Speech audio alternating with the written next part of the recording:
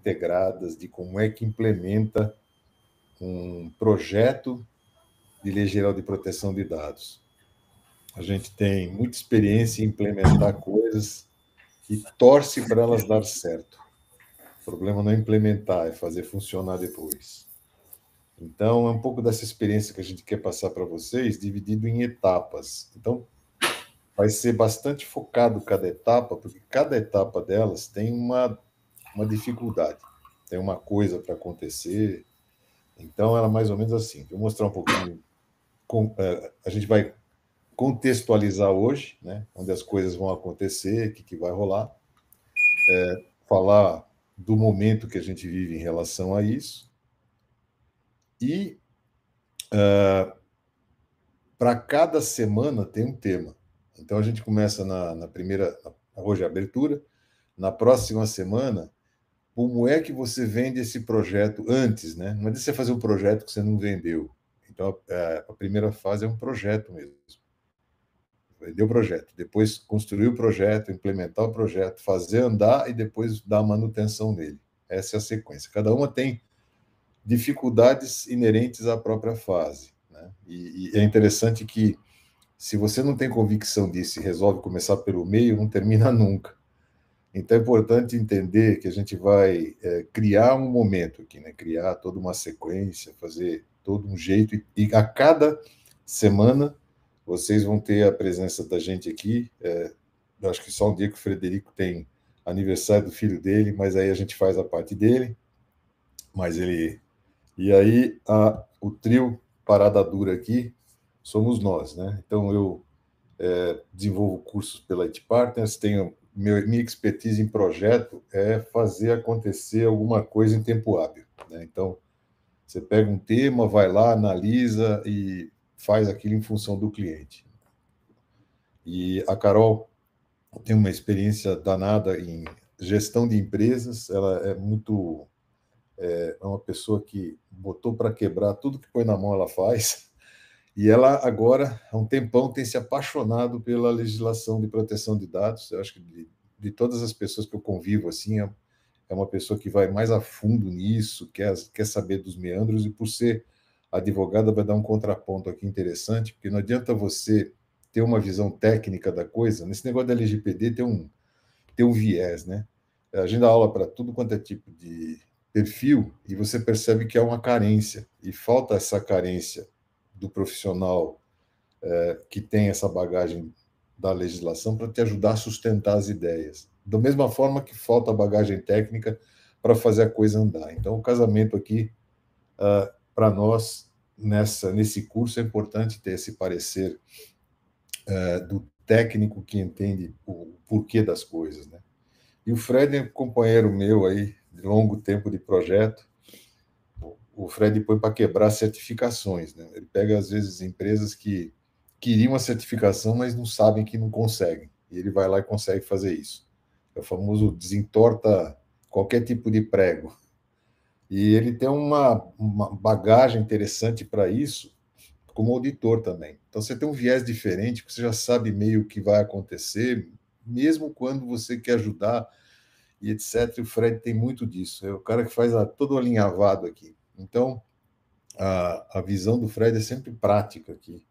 Como é que eu faço isso acontecer? Porque não adianta só estar no papel, né? Tem que fazer rolar. Então, tem um pouco para cada um aqui nessa palestra, cada um. E a gente pode, se for o caso, perguntar um para o outro aqui, mas vamos tentar fazer da forma como a gente estabeleceu a estrutura toda, né? E aí eu vou falar um pouquinho do dia de hoje, como é que vai ser. Então, a gente vai dar a visão geral do curso, que é isso que eu já estava falando. Depois, a Carol vai fazer um resumo da LGPD, mas não no contexto o que é a lei, onde é que ela foi feita, nada disso. Quais são os mitos que tem numa LGPD? E tem uma outra coisa, né? No Brasil, que a gente vive sempre com tanta carência, isso aqui vira parecendo que é mais despesa. E ela conseguiu mostrar um negócio aqui interessante, que tem retorno de investimento nisso, né? O público, o público em relação a isso, ele tem uma aversão, né, a querer fazer mais coisa. Então, ganha alguma coisa fazendo isso? financeiramente, né? Eu vou conseguir, ela vai abordar esse tipo de coisa e vai pegar e abordar certos pontos da lei em relação a isso. Quais são os grandes pontos de dificuldade? Eu vou fazer uma palhinha para passar um assunto em seguida, só uma parte de uma estatística legal que eu arrumei aí, eu falo quando chegar lá. E aí eu passar para o Fred numa coisa que ele faz muito legal, que é como fazer os controles entrarem na organização sem burocratizar, né? E graças a isso, inclusive, a gente conseguiu e está indo para. Já conseguimos certificações não só de 27001, como de 27701, que é um negócio interessante, é fazer o mínimo necessário para ficar adequado na Lei Geral de Proteção de Dados. Esse que é o viés, né? E o Fred vai abordar isso com a experiência de quem fez a primeira certificação disso no Brasil, e não estamos parando só nessa, não. E aí eu vou, lá no fim, explicar um pouquinho mais qual é a característica das próximas semanas para vocês voltarem, né?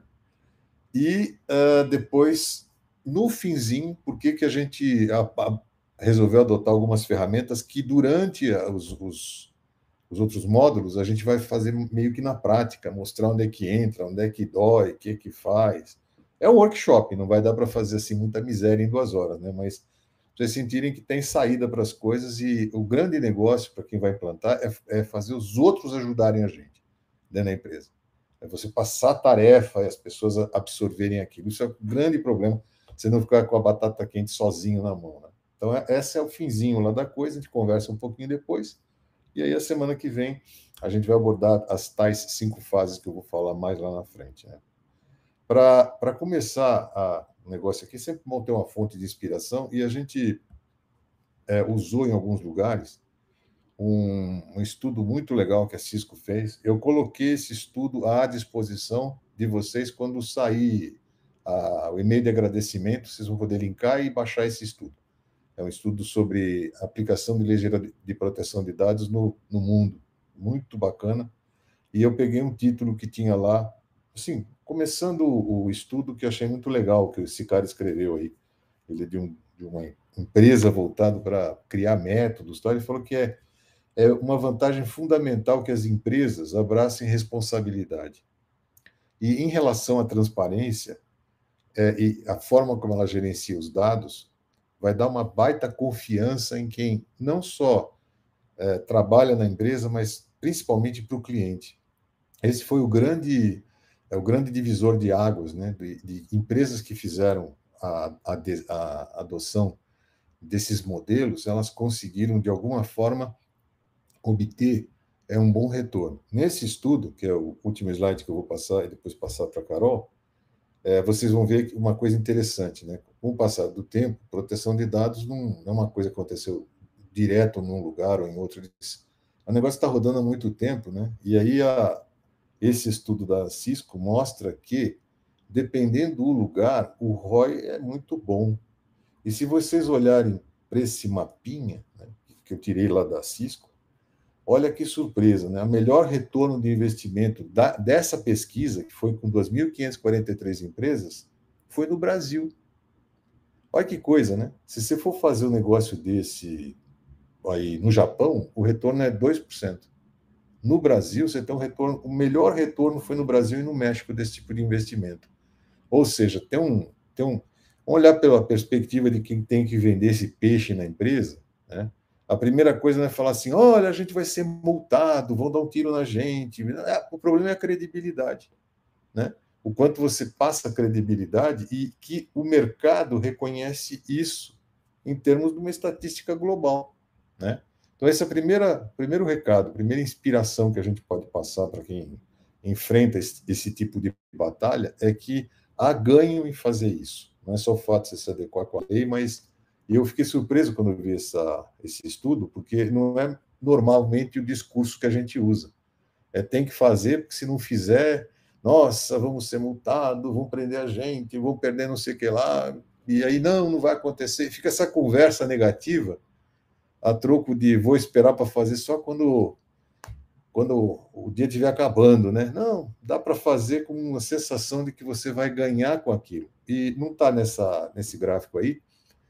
Esse também é um estudo da Europa, de que as empresas que investiram antes passaram a ter as suas ações melhor valorizadas na bolsa.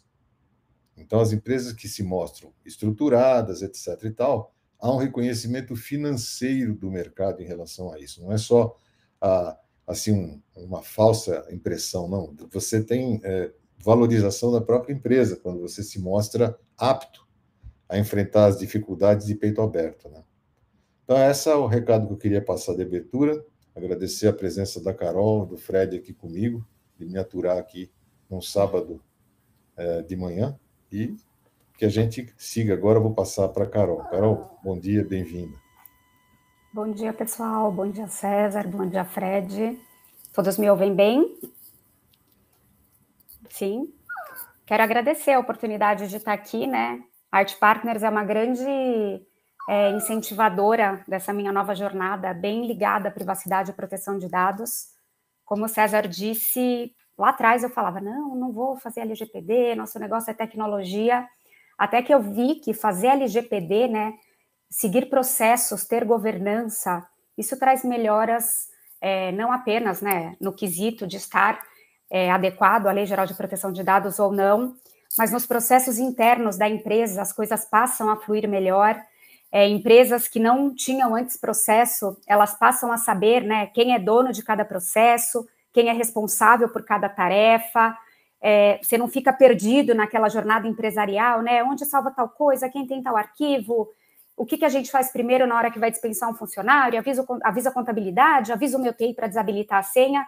Então, isso traz muito mais segurança e as coisas começam a acontecer de forma genuína dentro da organização. Para quem não me conhece, eu sou a Carol Lagoa, eu estou como presidente da Comissão de Privacidade e Proteção de Dados da UAB aqui de Santos, onde eu moro. Sou co-founder da Witec, junto com meu sócio, Marco Lagoa, uma empresa que sempre foi muito focada em segurança da informação e colaboração em nuvem. Então, lá atrás, quando ninguém falava, né, política de troca de senha, duplo fator de autenticação, quem acessa o quê, uma VPN mais segura, um roteador mais seguro, a gente já fazia... Deixa eu colocar minha cachorrinha no chão. A gente já nasceu com essa essência, né? Então, para muitos, o que hoje é, nossa, tudo isso, por que tanta segurança? Porque, sim, não se faz proteção de dados, não se faz privacidade sem proteção de dados. E quando a gente passa a entender isso, as coisas dentro da nossa organização, elas ficam muito mais fáceis. E se você faz dentro da sua casa, é muito mais fácil você vender o seu peixe para o seu cliente ou para qualquer... apresentar, né, os benefícios da privacidade e proteção de dados dentro de qualquer organização. Que mais eu tenho para contar sobre mim? Eu acho que eu tenho aqui alguns parceiros que estão fazendo comigo o PDPP. Ontem foi nossa última aula. Tem bastante gente aqui que também está se apaixonando pelo assunto. E agora, depois que vocês já me conhecem, vamos falar um pouquinho da história da privacidade. Por que agora se fala tanto em privacidade, Carol? Porque veio a multa? Ontem um aluno fez essa pergunta, mas precisava ter uma multa? Não é o artigo 5º da Constituição? A gente não está falando de um direito que é fundamental, o direito à privacidade? Pois é, mas por bem ou por mal, as pessoas elas aprendem, né, pela dor ou pelo amor. E no caso da proteção de dados, eu não sei se as pessoas têm muito vínculo com a legislação em si, mas o Brasil, ele é um país, né, estávamos bem atrasados, agora já estamos aí com a nossa lei em vigor, mas fato é que privacidade é algo que está tomando uma força na mídia, mas é algo que lá atrás, muito tempo atrás, lá em 1890, a gente já tinha o direito à privacidade. E aquilo era o quê? Você ter o seu espaço, né? Você ser deixado em paz. Esse termo privacidade era como se fosse, quero me manter sozinho, não quero ser incomodado. Fazendo um paralelo, né, do que a gente vê aí de segurança da informação e proteção de dados, eu costumo dizer que antigamente a pessoa batia na porta antes de entrar. Hoje, com o avanço tecnológico, com toda essa transformação digital, a gente não tem mais isso, né? A gente está exposto todo dia. Então, antes batia na porta para entrar, agora, se você quiser se proteger, você tem que trancar a sua porta, né? A gente vai colocando fases, né? Tentando dificultar, de certa forma, que a pessoa esteja dentro de algo que é nosso. Então, passado lá em 1890, quando se falou em direito à privacidade, a gente teve depois em 1948, a Declaração dos Direitos Humanos, né, foi oficializada pela ONU, e lá eles já se falavam que queriam tornar o direito de privacidade algo mais popular. Passou bastante tempo, em 2010 a gente teve a nossa primeira iniciativa brasileira aqui, foi quando começaram as conversas, né, relacionadas àquelas consultas públicas e os debates para falar se sim, se não. Os Estados Unidos já era um pouco mais maduro, né, com relação às políticas de privacidade e proteção de dados, mas o nosso país teve, em 2011, um ano depois, né, um ano depois, o nosso país teve a Lei de Acesso à Informação, que é uma lei que veio trazer mais transparência, não só com relação às informações que estavam de posse do poder público, mas ela também vinha disciplinar esse direito de acesso à informação que é previsto lá na nossa Constituição Federal. Para quem não é da área, a Constituição Federal é o que deve ser mais respeitado, né? Essa Constituição Federal lá de 1988, até hoje tem artigos que nunca foram mudados. Pois bem, em 2014, tivemos em 2011 algo que também não gosto de deixar de falar, que foi a tal da Lei Carolina Dickmann, aquele escândalo que envolveu a Carolina Dickmann por suposta invasão nos aparelhos de telefone, tentando obter ali dados pessoais. Depois de um tempo, ainda se discute muito, mas aí está mais um passo da importância da gente proteger os nossos dados. Me parece que aquela época não foi uma invasão, simplesmente a Carolina Dickmann foram brechas de segurança mesmo, configurações do usuário que não haviam sido feitas de forma correta, e quando a gente não cuida da nossa informação, ela fica aí disponibilizada nas mãos de todo mundo. Depois de 2 aninhos ali, no ano de 2014, a gente teve uma lei, que é a 12.965, que é o famoso Marco Civil na Internet. A gente sabe que é importante trazer um pouquinho do que teve, né, compreender as leis ao longo da história e a forma como elas se complementam, e no caso do Marco Civil da Internet, ele reforçava o direito à privacidade, mas ele ainda não garantia o direito à proteção de dados como a LGPD faz hoje. Então, mas qual é a diferença de lá para cá? Ele era exclusivamente focado em privacidade. Hoje, a LGPD, ela quer proteger os nossos dados. Não se esqueçam, não se faz privacidade sem proteção de dados. Depois, em 2018, daqui a pouquinho a gente está fazendo aí a LGPD fazendo aniversário, né? Ela foi divulgada em agosto ali de 2018, baseada, um pouco inspirada na legislação europeia, que é a GDPR, e ali ela foi sancionada, mas tiveram diversas mudanças, teve o veto, né, a criação da ANPD, que a gente vai falar um pouquinho ao decorrer do curso, que é a autoridade responsável com relação, para tratar os assuntos relacionados à privacidade e proteção de dados, mas naquele tempo ela foi vetada e foi só no final de 2018 que o Michel Temer, ainda estávamos na época de Michel Temer, promulgou uma medida provisória que autorizava a criação da ANPD e aumentou um pouquinho ali o prazo para a entrada em vigor da lei, né, o famoso vacatio legis, que foi para agosto de 2020, tirando ali a obrigatoriedade da revisão humana das decisões que tratassem dados pessoais de forma automatizada.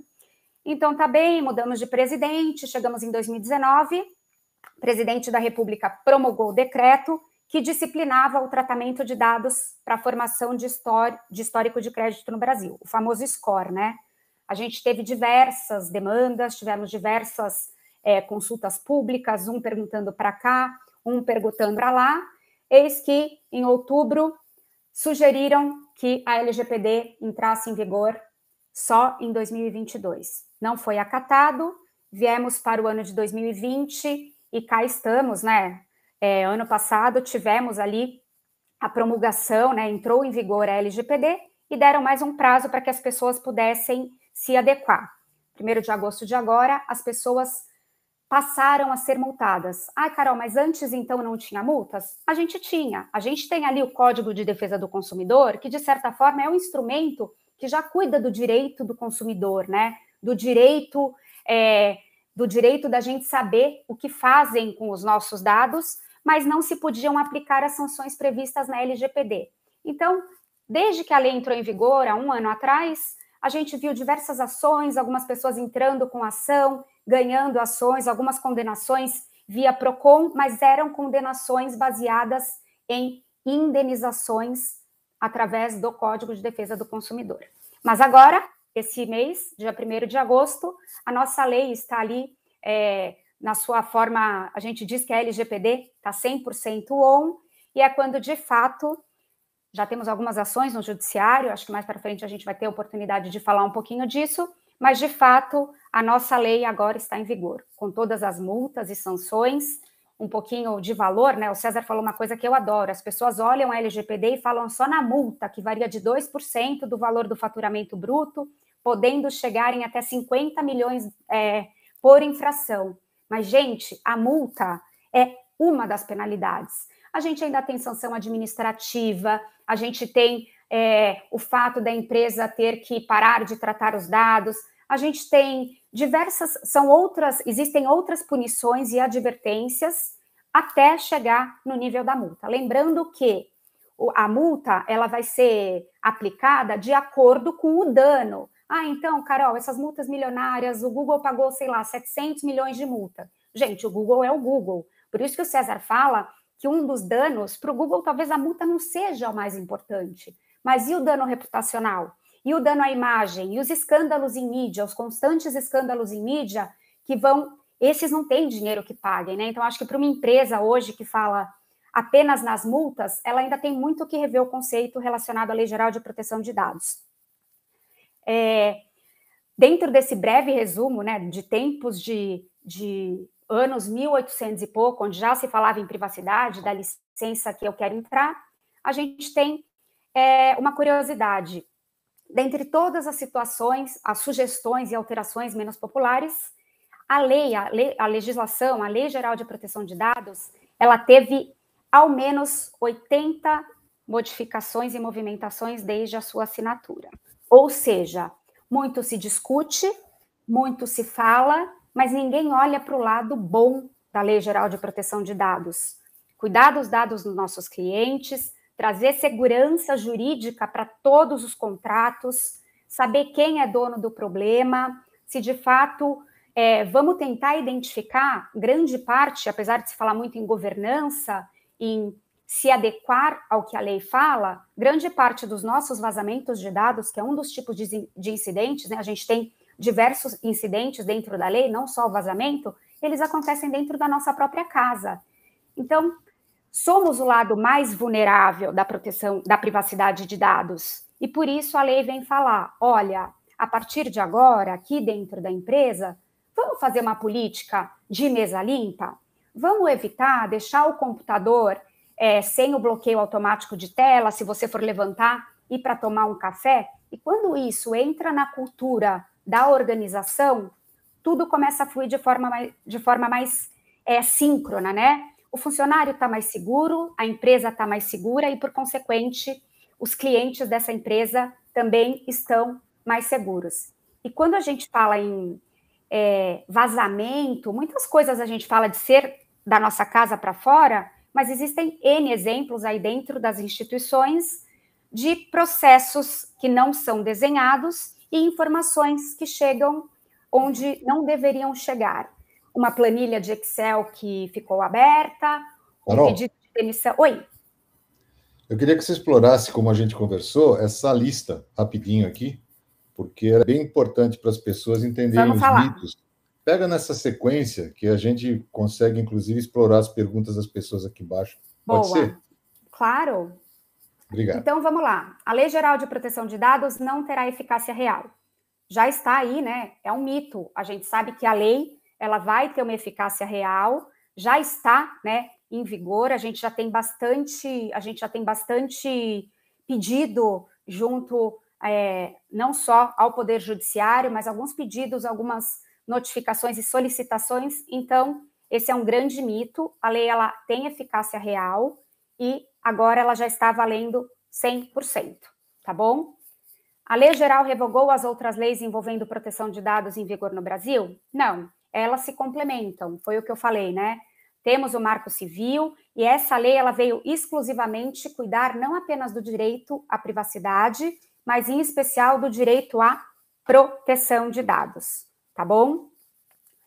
A lei abrange somente os dados de pessoa natural. Isso é verdade. Temos um artigo lá na lei, a Lei Geral de Proteção de Dados, ela vale exclusivamente para pessoas naturais vivas. Então, CPFs de pessoas vivas. Ah, e CNPJ da empresa. Não, ela veio cuidar de dados pessoais e nós, pessoas naturais, somos os titulares dos nossos dados. A lei geral somente protege dados pessoais que circulam no meio digital?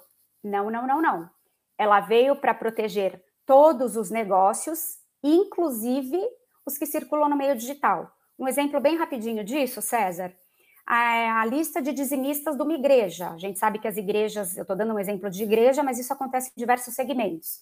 A gente sabe que você preenche um cartãozinho com os teus dados, o quanto você vai contribuir, de fato, aquele papelzinho deve ficar dentro de uma pastinha na secretaria da igreja, mas ali tem dados pessoais. Então, essa igreja, ela tem também que se adequar à lei. Então, tem um processo onde a gente vai guardar a pastinha, quem tem acesso à pastinha. Só para dar um exemplo, na mercearia da esquina também tem que ter, o seu Zezinho tem que ter o andamento, né? Ele tem que ter ali um cuidado na pessoa que fez o pedido pelo WhatsApp, se ele pegou o CPF ou não para emitir notas. Então, para todos os tipos de negócio, tá bom? A implementação desta lei na minha empresa será simples e rápida? Jamais. A única coisa simples e rápida aqui vai ser o nosso curso de 12 horas por 6 finais de semana, mas a LGPD, ela não é foto, não é um processo que você implementa, acabou, cumprir a lei.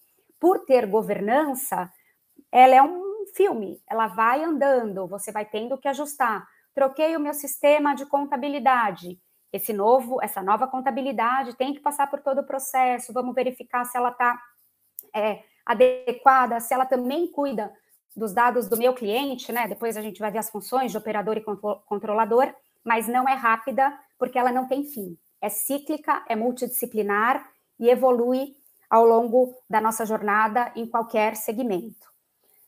Incidentes envolvendo os dados pessoais só terão penalidades? Não, falei para vocês que, né, as penalidades, elas estão previstas, mas não apenas penalidades, tá? Advertências e multas de 2% do faturamento, limitado a 50 milhões. Sim, advertência e multa grana é uma das 6 ou 7 modalidades ali que a lei prevê, mas a gente tem também outras, como não utilizar mais a base, suspensão da base de dados que está sendo tratada, então não é apenas multa, tá bom? Minha empresa é de pequeno porte e por esse motivo não preciso se adequar. Totalmente mito também. Pensa numa empresa, numa pessoa que é LL, uma pessoa para cuidar do marketing de outros clientes. A quantidade de dados pessoais, dependendo da estratégia ali, apesar de ser um pequeno negócio, eu e alguém, não preciso? Não, você precisa, você tem uma grande responsabilidade, os dados pessoais, eles vão desde nome, CPF, RG, até coisas mais sensíveis, né, que são algumas coisas que a lei prevê que devem ter um cuidado especial. Então, empresas pequenas, empresas de qualquer tamanho, você precisa se adequar, tá? Um documento afirmando que a organização está em compliance com a LGPD é suficiente para afastar qualquer penalidade decorrente da sua violação? Totalmente mito. LGPD não é um projeto, é um processo, ele é contínuo, você tem que ir se adequando, e é uma lei de evidências, não é o fato de você ter feito ali um documento falando estou em compliance, ou colocar ali uma política de privacidade meia boca no seu site, que vai fazer com que você esteja afastando as penalidades. Não, não, não. Os processos têm que estar sendo sempre reciclados, sempre renovados, né? Existe ali uns documentos que a legislação fala que a gente tem que entregar. Então, o plano de continuidade de negócio, o plano de segurança, o APSI, de segurança da informação. Então, tudo começa com mapeamento de dados e não basta falar que está em compliance, é preciso provar que você está em compliance, e isso não é uma tarefa muito fácil, mas é possível realizar com ferramentas, pessoas, processos, tecnologia e jurídico. O que temos mais? Vamos lá. Falar um pouquinho desse slide sobre o movimento de conscientização da população quanto a necessidade de entender e exigir a segurança dos sigilos dos seus dados pessoais. Um dos artigos da lei, ele diz que a melhor forma, né, é aquilo que a gente tenta falar dentro da nossa casa, né? A palavra mostra, mas o exemplo arrasta, né? Então, quando as pessoas estão conscientes, elas começam a trazer a cultura da privacidade para dentro da organização, tudo flui de forma melhor. Então, a conscientização, ela é essencial. Sempre que a gente começa um primeiro projeto ali de adequação, a gente faz um workshop explicando para o pessoal a importância, o que está acontecendo dentro da organização. Isso não é algo para se fazer uma vez ou outra, esses treinamentos, eles são constantes. Então, uma forma de fazer bacana, sei lá, uma reunião semanal, onde a gente pega um artigo de algum vazamento e comente, pessoal, nessa empresa aconteceu assim, assim, assim, as pessoas têm que se sentir parte. Então, conscientização é o passo número 1. A conformidade na lei traz muitas oportunidades para as empresas, como corrigir problemas de segurança. Fato, você só corrige aquilo que você sabe que está errado, né? Então, talvez no mapeamento ali, num primeiro bate-papo com seu cliente, seja você que está assistindo a gente da TI, do jurídico, ou de qualquer área que quer ser DPO, traz muita oportunidade, porque quando a gente vai mostrar para o cliente os gaps, acaba trazendo não só oportunidade de correção, mas o cliente fica sabendo do risco que ele está correndo. Então, muita oportunidade sim, a gente só corrige o que a gente sabe que está errado. Os gastos de empresas na conformidade com a lei não pode ser visto como despesa e sim como um investimento. Eu gosto muito dessa abordagem. Obviamente tem despesa, né? A gente tem ali algo que você tem que investir, tem empresa que quando a gente pega, não tem nem processo, ou não tem nenhuma ferramenta, as pessoas usam, os funcionários ou a secretária usam e-mail pessoal, então assim, tem um certo custo, mas depois acaba sendo um investimento, você começa a balançar tudo, né, você fala, quero correr esse risco? Não quero, vamos melhorar, e é uma forma de você estar sempre, quando a gente fala em investimento, me vem à mente muito a palavra atualização, né? Então, uma das coisas para a gente se manter, né, evitar qualquer tipo de dano, é manter patches, sistemas atualizados. E eu acho que isso acontece dentro da nossa organização também. Diariamente, as soluções elas têm sido mais robustas, enquanto a gente está aqui, com certeza tem pessoas tentando, sei lá, invadir alguma coisa, então cada vez que uma ferramenta traz um patch, uma atualização, a segurança vai para os dois lados. Então, veja como uma despesa inicial, mas veja como investimento, tanto no seu público, no seu cliente, no seu colaborador, que vai ter muito mais processo, e as coisas acabam fluindo, de certa forma, de forma mais automática. As violações de dados continuam expondo as informações pessoais de milhões de pessoas, e os consumidores se esforçam para entender o que é uma proteção eficiente. Fala uma coisa que eu aprendi com meu sócio. Não é se vai vazar, se vai ocorrer o incidente, é quando isso vai acontecer. Então, é dia após dia, no bate-papo com a pessoa que você está olhando, e você conversa com ela e explica, né? Olha, o que está acontecendo, por que você tem que se proteger, habilita o duplo fator de autenticação, nossa, duplo fator vem cá, pega ali o teu... Então, é conscientização, as pessoas vão começar a entender que o dado, que o CPF que ela dá na farmácia não é só para ganhar o desconto, quando elas souberem por que está sendo coletado, por que está sendo tratado. Então, o esforço do consumidor em entender, né, está sendo o esforço das empresas em falar o porquê estão coletando. Antes ninguém se preocupava com isso, né? A gente nem sabia, mas agora não. Porque eu estou coletando? E aí o consumidor vai acabar ficando mais atento nos assuntos relacionados à proteção dos dados, já que nós somos os nossos dados. A maneira de mensurar isso é através de uma métrica para saber quanto a empresa ganhou com os investimentos em privacidade. Cezinha, essa tem a ver com o primeiro slide que você trouxe para a gente? Uma das formas de você mostrar para... uma das formas de você mostrar para a população em geral de uma empresa é que aquilo não é um esforço separado. E aí tem um grupo bastante resistente que é quem solta grana para fazer um projeto desses. Então, a ideia é assim, vamos fazer o mínimo necessário. Mas é como você falou, né? Se eu fizer um negócio, uma declaração de privacidade que não é viva, ou continuar não dando atenção, só colocar... É ruim quando você entra num lugar que você vê um cenário de faroeste, né? Lindo na portaria, mas quando você entra para dentro só tinha algo, né? Então, esse aspecto é interessante. Inclusive, eu queria fazer com você, pegando esse gancho, um bate-bola nos próximos aqui para a gente criar, para eu explorar um pouco você, pode ser? Claro. Então, vamos lá. Então, aqui, se a gente fosse falar da Lei Geral de Proteção de Dados, pelo que você comentou, a gente precisa mudar um pouco da forma como as pessoas ou as empresas pensam tradicionalmente. Vai ter que colocar isso não como um anexo, mas uma coisa que faz parte, correto? Sim. Pode falar. Não, você. Desculpa. A LGPD em si, ela traz ali, né, uma lei com 10 capítulos, então ela começa lá bem nas disposições preliminares, né, explicando o que é a lei, mas ela tem ali não só onde se aplica, como se aplica, né, a diferença dos dados pessoais e sensíveis, mas ela tem um capítulo exclusivo dedicado à parte de governança, né, onde você fala... Até ontem eu postei, eu estou apaixonada por ISOs, qualquer ISO que eu vejo agora na minha frente, eu quero ler, eu vou me interessar, parece que isso vai entrando na nossa mente, então ela é uma mas lei... é uma coisa interessante, Carol, tem outro lance aí, como a gente lida com ISO há muito tempo, o Fred também pode falar isso, a gente usa ISO, as pessoas falam assim, ISO como se fosse uma coisa inalcançável.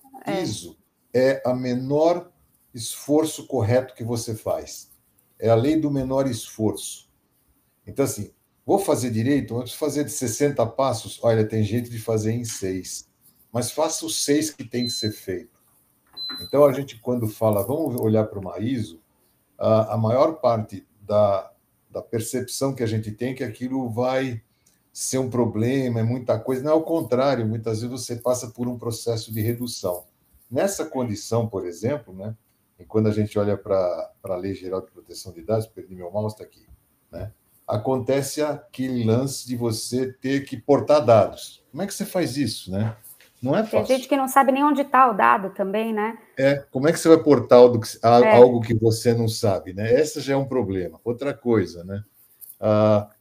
Uma coisa que a gente sente uma dificuldade imensa é que as pessoas querem fazer alguma coisa de forma artesanal. Então, aparece esse lance, né? Pedido do titular de dados. Você chega no balcão de algum lugar, né? Balcão virtual, e fala assim, que dados meus você tem aí? Pessoal, quantos sites vocês viram que faz isso até hoje no Brasil? Eu conheço 2. 2. E eu fui lá testar, o Marco foi testar um também. O Marco testou, é um jornal, não é? É um jornal. Eu vi um outro também. É legal que você esses itens que você está pontuando nos slides, eles são exatamente os direitos, né, que a pessoa natural tem assegurados ali na lei, né? Então tem gente vamos imaginar que não sabe... Vamos imaginar que não tenha isso estruturado. E isso está dentro da lei. E você vai falar para a pessoa assim, imagina quem é oportunista em querer processar alguém. Se você... Não agora, que não tem tanto problema assim, mas no aeroporto, quando estava cheio, tinha gente interessada que o avião atrasasse para contratar os reclamantes, né? Para abrir um pleito contra a companhia aérea. Isso pode acontecer com proteção de dados? Sim, vai ter advogado de porta de cadeia aqui, né? Aquele negócio de você aproveitar para ganhar algum. Vai ter gente querendo judicializar esse modelo. Então, se você não tiver consciência daquilo que você falou lá atrás, onde é que está o dado, pelo menos o básico, o principal, como é que você vai prestar contas? Então, vai fazer um trabalho artesanal. Que legal, então eu já fiz. Ok, amanhã tem outro para fazer. Depois tem outro. Depois tem outro. Então, se você não torna esse negócio uma rotina, você vai ter um problema de um esforço insano, né?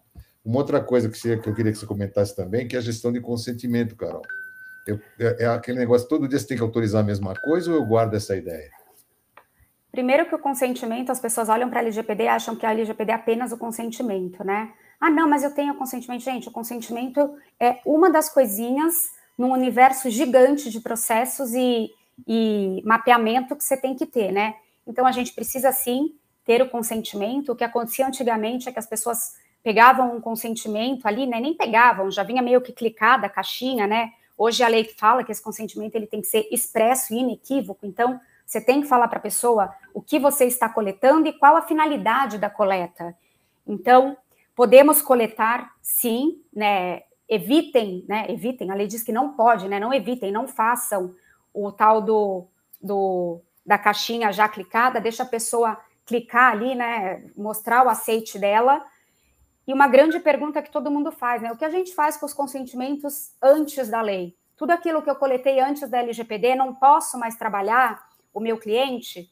A gente tem formas, né, de conversar com esse cliente e perguntar. Então, trocentas empresas estão fazendo a estratégia de mandar um e-mail falando, agora a gente se preocupa com a privacidade, quer continuar conosco, mas a minha dica, pelo que eu tenho visto, fez 2 ou 3 interações, não teve ali o consentimento, o recheck do consentimento, eu não me comunicaria mais com essa base ou com esse cliente. Prova disso tem sido as farmácias, que você chega lá, eles dizem que querem atualizar os seus dados, quando na verdade eles estão querendo pegar o consentimento expresso, né, ali, mostrar que a pessoa consentiu. Então, bastante cuidado na hora de pedir o consentimento, o porquê você está pegando e a finalidade e o prazo para a utilização desse consentimento.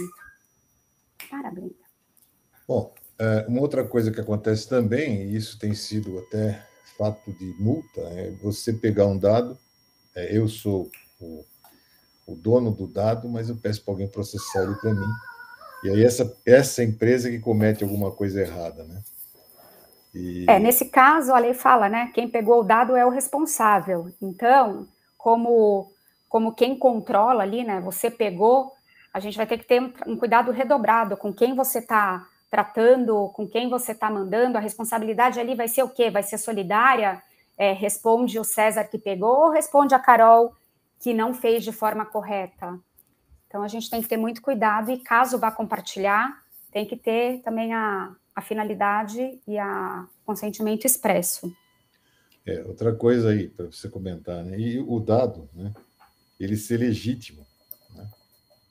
É complicado isso. O que quer dizer isso, Carol? A lei, ela traz ali um dos princípios, né? Que é a legitimação dos dados. Então, todo mundo acha, além do consentimento, tal do legítimo interesse, né?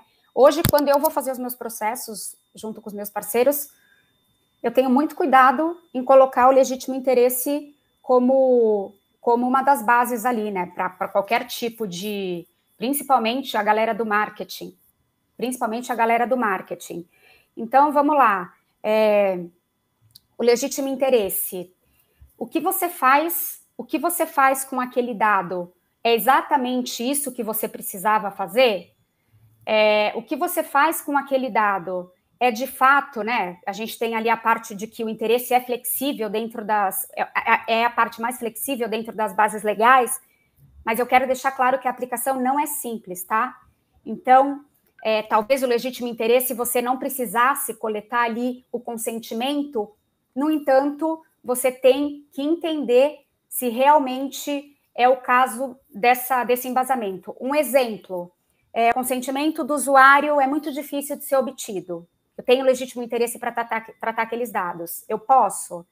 Esse daqui, pouco impacto para o indivíduo que justifique pegar um consentimento expresso. Posso usar? Talvez o consentimento nessa situação seja desnecessário, mas eu tenho interesse. A gente tem os casos que a lei fala que sim, e outros que a gente precisa enquadrar de acordo com a finalidade da coleta. Agora, uma coisa interessante, né, é esse aspecto do pensamento, e sim da oportunidade, né? Do ponto de vista técnico, muitas vezes você compra um determinado aplicativo, equipamento, e ele tem mais do que você precisava. Então, eu vou citar um caso ali da legitimação de dados. Eu tenho uma loja, eu gostaria de saber quantas pessoas passam pela loja. Coisa mais comum em qualquer loja. O jeito tradicional é colocar uma pessoa com um contador lá, fazendo clique, clique, clique, clique. No fim do dia, você conta os cliques. Isso em supermercado acontece, todo shopping acontece. Dá para trocar? Claro. Você põe uma câmera e, de algum jeito, cria um jeito de contar quem passa lá. Ah, eu preciso pedir autorização para isso? Não, não precisa, mas se você resolver reconhecer o rosto da pessoa, aproveitar tudo que a tecnologia traz, isso que você não conseguiu, você ultrapassou o que deveria em relação à ideia original. E nesse caso, você está pegando de forma ilegítima aquela informação.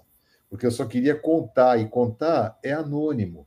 Reconhecer já não é mais. Então, precisaria pedir permissão. Ah, mas quem é que vai dar permissão para ser fotografado e entrar numa loja? Ninguém, então não tem sentido fazer isso. É o tipo da coisa que... Bacana, né? Desculpa te interromper, eu estou meio atrapalhado aqui, né? Bacana ter a tecnologia, mas ela tem que estar coerente com aquilo que é justo. Sabe como é fácil do pessoal olhar para o legítimo interesse? A gente faz aquele teste de proporcionalidade, sabe? A ferramenta, o que você está coletando é o que é necessário, você está coletando o mínimo necessário. A LGPD é uma lei bem minimalista, né? Então, colete menos dados. Se você atingiu ali, você já sabe quantas pessoas tem, você não precisa pegar a cara, a cor da roupa que ela está vestindo. Então, se você quer coletar para saber isso, faça a proporção. A ferramenta que eu estou usando é proporcional à finalidade dessa minha coleta. Eu acho que dessa forma a gente consegue entender se há necessidade ou não, né? Balancear ali e fazer salvaguarda. Então... teve até uma outra pergunta assim, em relação à lei. Até quando você guarda o dado? A Carol falou 2 slides atrás que você não joga ou deixa de jogar o dado fora. Precisa ver o quanto você precisa guardar em relação a outras leis. Então, você não vai pegar dados de uma escola e jogar fora, porque todo mundo dado de saúde, escolar, né? São 20 anos aí, agora, sei lá, os prontuários médicos também. Agora, determinados dados, né? Então, uma pessoa veio para pedir emprego. Eu tenho uma série de dados daquele momento em que me interessava o perfil da pessoa para pedir emprego. Depois que eu já contratei a pessoa, talvez eu não precise guardar toda aquela análise. E mais quando ela for embora. Eu não preciso guardar toda aquela emoção que está naquele documento, só preciso guardar nome, endereço, quando começou a trabalhar.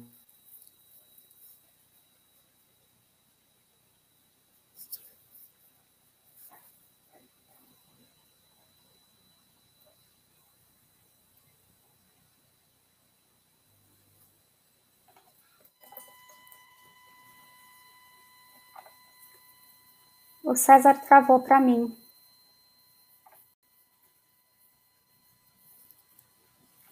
O César travou para mim, gente. Vocês estão conseguindo ouvi-lo?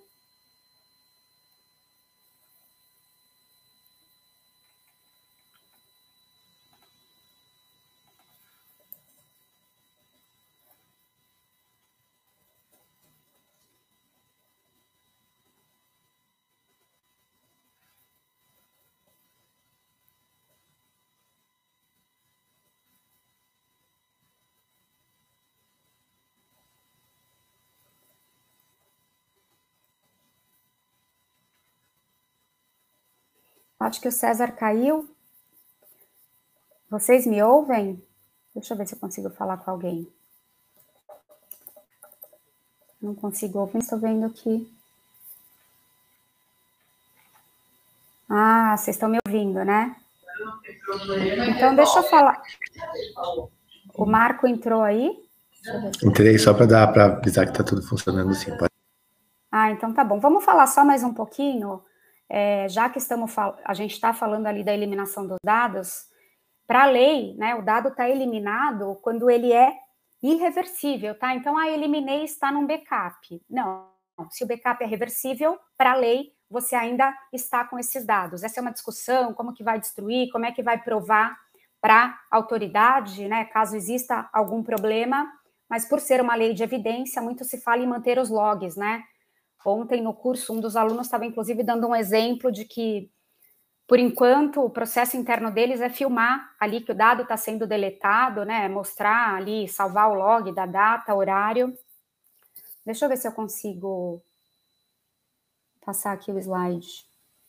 Não sei mexer muito nisso. Tem alguém mexendo, deixa eu ver. Violação de privacidade, incidentes de segurança. Tudo isso está ali na lei, né? Os casos de violação, se eles causam algum tipo de dano, algumas em algumas situações, eles devem ser reportados para a autoridade nacional, em outras, o bacana é você anotar, né, o registro dessa violação dentro ali da estrutura organizacional e de governança da sua empresa. Aí, o funcionário perdeu um backup que tinha 10 e-mails de um cliente. Talvez o dano não seja a possibilidade de um dano, de causar um dano ou um vazamento não é tão grande, diferente do funcionário que perdeu uma planilha com todos os nomes, CPFs, endereços de todos os membros, as pessoas da população que tiveram Covid. Então, a gente tem que ver ali, né, o dano, o que está envolvendo, o tipo de dado que está envolvendo, mas é importante falar que nem sempre a autoridade precisa ser comunicada. Incidente de segurança vai desde a perda, desde de um servidor que foi atacado, uma chuva que entrou ali, a sala onde estava todo o formulário médico ali, todo o formulário de saúde dos pacientes, foi inundada, se perdeu, um roubo. Hoje a gente se fala muito até na indisponibilidade, né, como um dos incidentes de segurança. A Lei Geral de Proteção de Dados, inclusive, todas essas normas, elas trazem o princípio do CID, né? Confidencialidade, indisponibilidade, integridade e confidencialidade, integridade e disponibilidade. Então, a gente tem que ficar bem atento a todo tipo de incidente, tá? São diversos dele, a gente fala bastante no vazamento, mas o vazamento é só um dos tipinhos ali de incidente de segurança. O prazo de retenção de dados, ele vai depender da finalidade da coleta. O César deu um bom exemplo de alguém que captou currículos. Tivemos na mídia uma loja de multimarcas que, depois que fez as entrevistas, um dia chegou, tinha produto embalado com o currículo de eventual candidata. Então, bastante cuidado nisso. Coletou, contratou, tenta depois, talvez, trazer uma planilha mais para estatística, com dados mais anonimizados, assim, de repente só a área de interesse, para a gente não fugir da finalidade da coleta. E a gestão do ciclo de vida dos dados e a anonimização, que é uma coisa que a gente tem que sempre fazer, né? Gerir o dado, gerir o ciclo de vida, desde a hora da coleta ali, onde a Carol captou um cliente por esse webinar, até, de repente, a venda da solução, de uma solução de firewall ou de segurança, vendi, e de que forma que eu posso ou não continuar ali tratando esse dado pessoal. Tem trocentas modalidades de dado pessoal, né? Desde a coleta até chegar na exclusão. Cezinha, acho que voltou. Na verdade, eu nunca saí, é que ficou aqui meio travadinho. Mas ainda bem que você tocou, viu, Carol? Acho que o César está voltando. Você está me ouvindo? E a parte mais especial aqui da nossa apresentação, que é a governança de dados pessoais, né? Mais uma vez, César, you are back? Are you back? Para mim, o César ainda não aparece, gente. Desculpa. E ali a parte de governança, que é você, de fato, continuar esse processo, né? Trazer para dentro da tua organização, continuar o processo, né? E melhorando os processos. À medida que a gente tem um processo criado, a gente pode modificar, mas a gente pode fazer melhoria. E a LGPD é uma lei de melhorias contínuas. Hoje eu não posso investir no melhor firewall, mas eu posso, de repente, trocar a solução de e-mail dos meus clientes, dos meus colaboradores. Então, você vai sabendo o grau do risco e você vai cuidando desses dados pessoais e fazendo toda a governança de tudo que dá dentro da sua organização. Lembrando que a gente só faz aquilo que a gente sabe. Daí a importância do mapeamento, né, da coleta e de todo esse processo dentro do ciclo de governança e de atualização dos dados pessoais. Bom, acho que o você César está me ouvindo voltou. agora, Carol? Tô. Tá. Eu saí e voltei. A velha técnica de sair e voltar, né? O que é interessante olhar aqui, de tudo isso que você falou, né? Eu vendo você comentar, é que é um conjunto. E tem algumas coisas que vão funcionar para umas empresas, dada as circunstâncias do modelo daquela empresa, para outras aquilo não tem muito sentido. Precisa ver qual é a posição da empresa, o que ela tem que fazer, e como você disse, ela está inserida num contexto, prazos, A gente dá exemplos para alguma coisa, isso não serve para mim. É assim, você tem que fazer uma adequação, né? Para cada empresa tem uma adequação. Tem duas coisas que a gente comentando para encerrar aqui essa visão, né, que eu queria deixar a Carol comentar, que é essa aqui, né? A primeira, se você tem um novo modelo corporativo, a minha pergunta, a lei diz como fazer isso? A Lei Geral de Proteção de Dados? Ela diz como é que implementa? Não. Em algum lugar? Não. Não. Ela diz que você Só tem diz o que quer, né? Você tem que. Agora, como a gente conta com a ajuda dos nossos parceiros, né? É uma lei, César, não dá para a gente adequar, é uma lei que não se faz sozinho. Privacidade não se faz sozinho, principalmente falando de Lei Geral de Proteção de Dados. Precisa de governança, precisa de processo. De repente, eu tenho melhor TI, mas não tenho um processo na minha empresa. De repente, eu tenho... Outra pergunta, desculpa. Você está me ouvindo? Está me ouvindo bem? Tô, pode falar. Legal. Quer falar para você? Tá tranquilo agora? Tranquilo, tô te ouvindo super bem.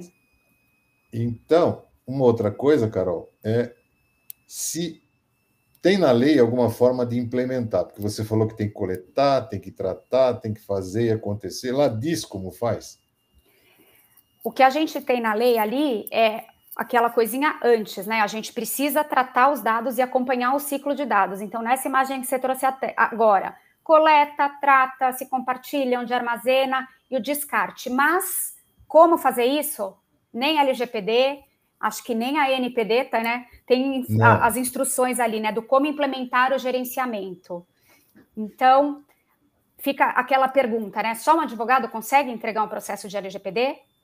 Só uma TI consegue? De repente, a TI consegue proteger os dados, mas e o resto ali, né? E a governança? E quem cuida de quê? Então, nesse aspecto que a gente vai ter a participação agora do Fred, e onde ele vai mostrar como pegar isso, todas essas necessidades que a gente tem e como fazer para isso tocar de algum jeito, né? Então, a lei não diz como fazer, mas diz o que espera. Ela não diz como implementa, mas dá uma dica de que o dado tem que ter um ciclo de vida. Então, vou passar para o Fred, porque tem uma saída em como começar a tratar isso ou para onde levar esse assunto. Fred, está contigo. Tá ótimo, excelente. Aproveitando o gancho aí de vocês, que vocês colocaram aí o artigo 46, que fala que os agentes de tratamento, ou seja, o operador e o controlador, eles são obrigados a implementar medidas de segurança da informação dentro da sua organização para garantir a proteção dos dados pessoais que foram confiados aí ao controlador. Enfim, e eu queria chamar a atenção também a alguns princípios da legislação. Lá no artigo 6º, ela fala do princípio de prestação de contas, de responsabilização e prestação de contas, né, onde as empresas têm que evidenciar, comprovar como que elas estão garantindo um nível adequado de proteção. Por que eu falo um nível adequado? Porque a gente sabe também que nós não conseguimos garantir 100% de segurança dentro de qualquer organização. Então, a boa prática, né? Então, é criar, como a Carol falou, uma estrutura de governança, de privacidade, e essa estrutura nós temos que colocar vários segmentos, vários tijolinhos aí para criar essa estrutura. Então, a gente pode utilizar boas práticas de mercado, como a ISO 27001, que é uma norma referência mundial aí sobre segurança da informação, e temos uma norma muito nova aí, que é a ISO 27701, que ela veio aí para falar sobre como atender às legislações de privacidade no mundo inteiro. Isso é acompanhada da ISO 27001. Então, como que as empresas podem conseguir implementar LGPD? Então, não gosto também de utilizar muito esse termo, implementar LGPD, mas sim criar um programa de segurança da informação e privacidade. Então, nós já temos um guia para isso. Primeiro, a gente tem que criar essa guarda-chuva de segurança da informação. Esse guarda-chuva de segurança da informação, ele tem o objetivo de garantir a proteção de dados, de informações sensíveis, confidenciais, informações financeiras, contábeis, enfim, uma gama de informações. E dentro dela também, dentro desse guarda-chuva de segurança da informação, nós temos um pequeno segmento também lá, que faz a devida proteção, que é justamente proteger os dados pessoais. Então, tem momento aí que a Carol falou em relação à privacidade, né? Que não existe aí privacidade, não se faz privacidade dos dados, né? Sem a proteção dos dados, porque a segurança da informação tem esse viés aqui de proteção de dados, né? Por isso é que a gente consegue ter segurança da informação sem privacidade, mas a gente não consegue ter privacidade de dados pessoais sem segurança da informação. E a segurança da informação, ela veio justamente para proteger aí o que a gente fala do CID, né? Que é a confidencialidade, integridade e disponibilidade. A informação é confidencial, ou seja, ela tem que estar acessível somente para pessoas autorizadas. A informação, ela tem que ser íntegra, né? Nós temos que proteger ela contra modificação não autorizada. E ela também tem que estar disponível para quem de direito, tá? Nesse slide aí, nós trouxemos aí a norma, a carinha da norma ISO 27001 e também a ISO 27002. Importante que vocês entendam que a ISO 27001, ela está dividida em duas etapas, em duas partes. A primeira parte, ela vai falar dos requisitos para se criar um sistema de gestão de segurança da informação. Então, tem lá vários requisitos, desde a parte de liderança, competência, recursos, estruturação de um comitê, avaliação de riscos, não só avaliação de riscos, mas também um plano para tratar riscos. E esse plano de tratamento de riscos vai incluir dentro dele quais são os controles necessários para a sua organização implementar. Então, é aí que a gente começa a ter uma visão melhor do que deve ser implementado na organização A, B, C ou D. Não existe um Ctrl+C, Ctrl+V de implementação de controles, e cada negócio vai ter sua realidade. Por isso que é importante, no início dos programas de adequação, ter um diagnóstico, um assessment, de entendimento da organização, onde a gente faz uma análise de riscos para saber o que é um risco alto, médio, baixo. Se é um risco alto ou médio que não é tolerável pela organização, nós precisamos mitigar esse risco. Como? Implementando controles, como da 27001, da 27701.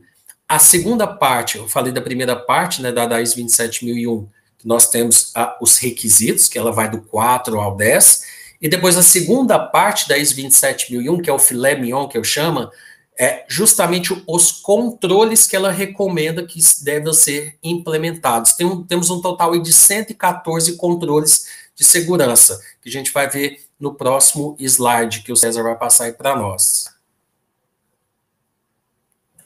Ou não, eu mesmo passo aqui. Tá. Legal, excelente. Então, para falar um pouco dos controles, então, a primeira parte dos requisitos, a segunda parte, que é a parte dos controles. Nós temos um total de 114 controles.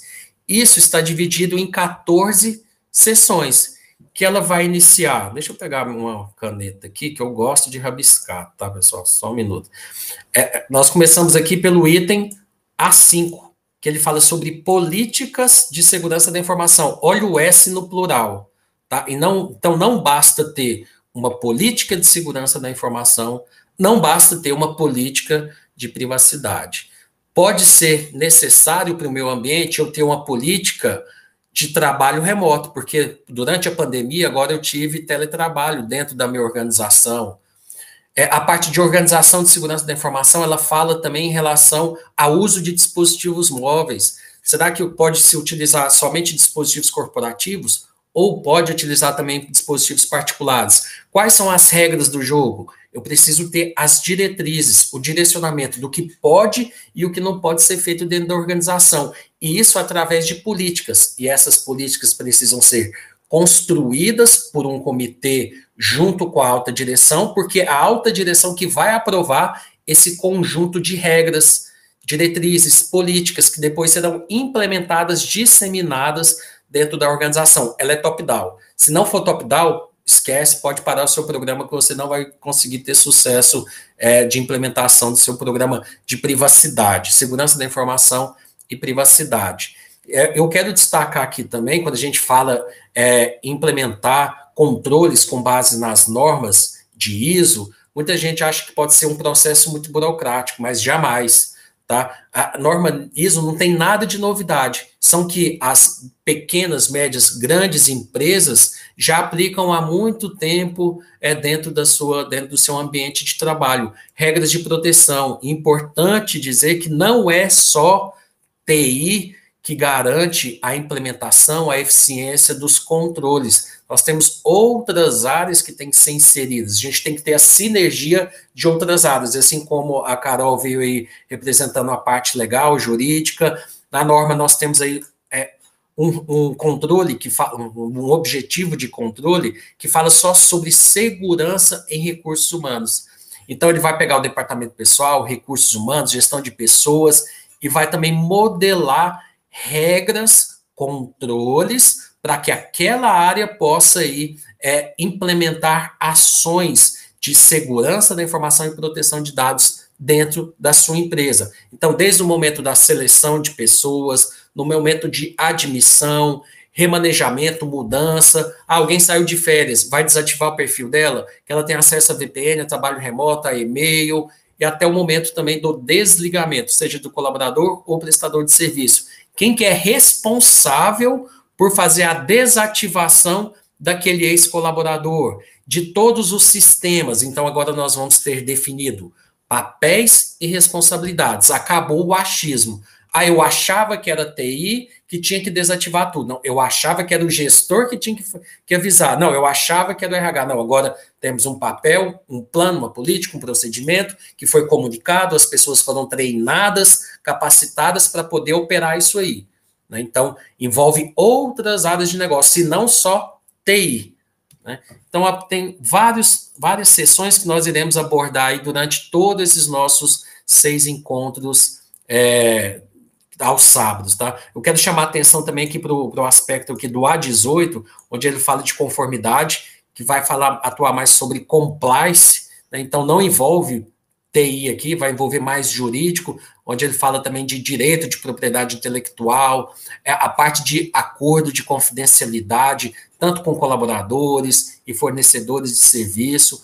O item muito importante na norma 27001 é o A16, onde ele fala sobre gestão de incidentes de segurança da informação, tá? Entre outros aqui, tem um A11 que fala segurança física e do ambiente, que não envolve TI, vai envolver aí segurança patrimonial da organização, onde a gente tem que proteger aí áreas mais sensíveis dentro do negócio. Então, tem que ter essa sinergia entre áreas, tá?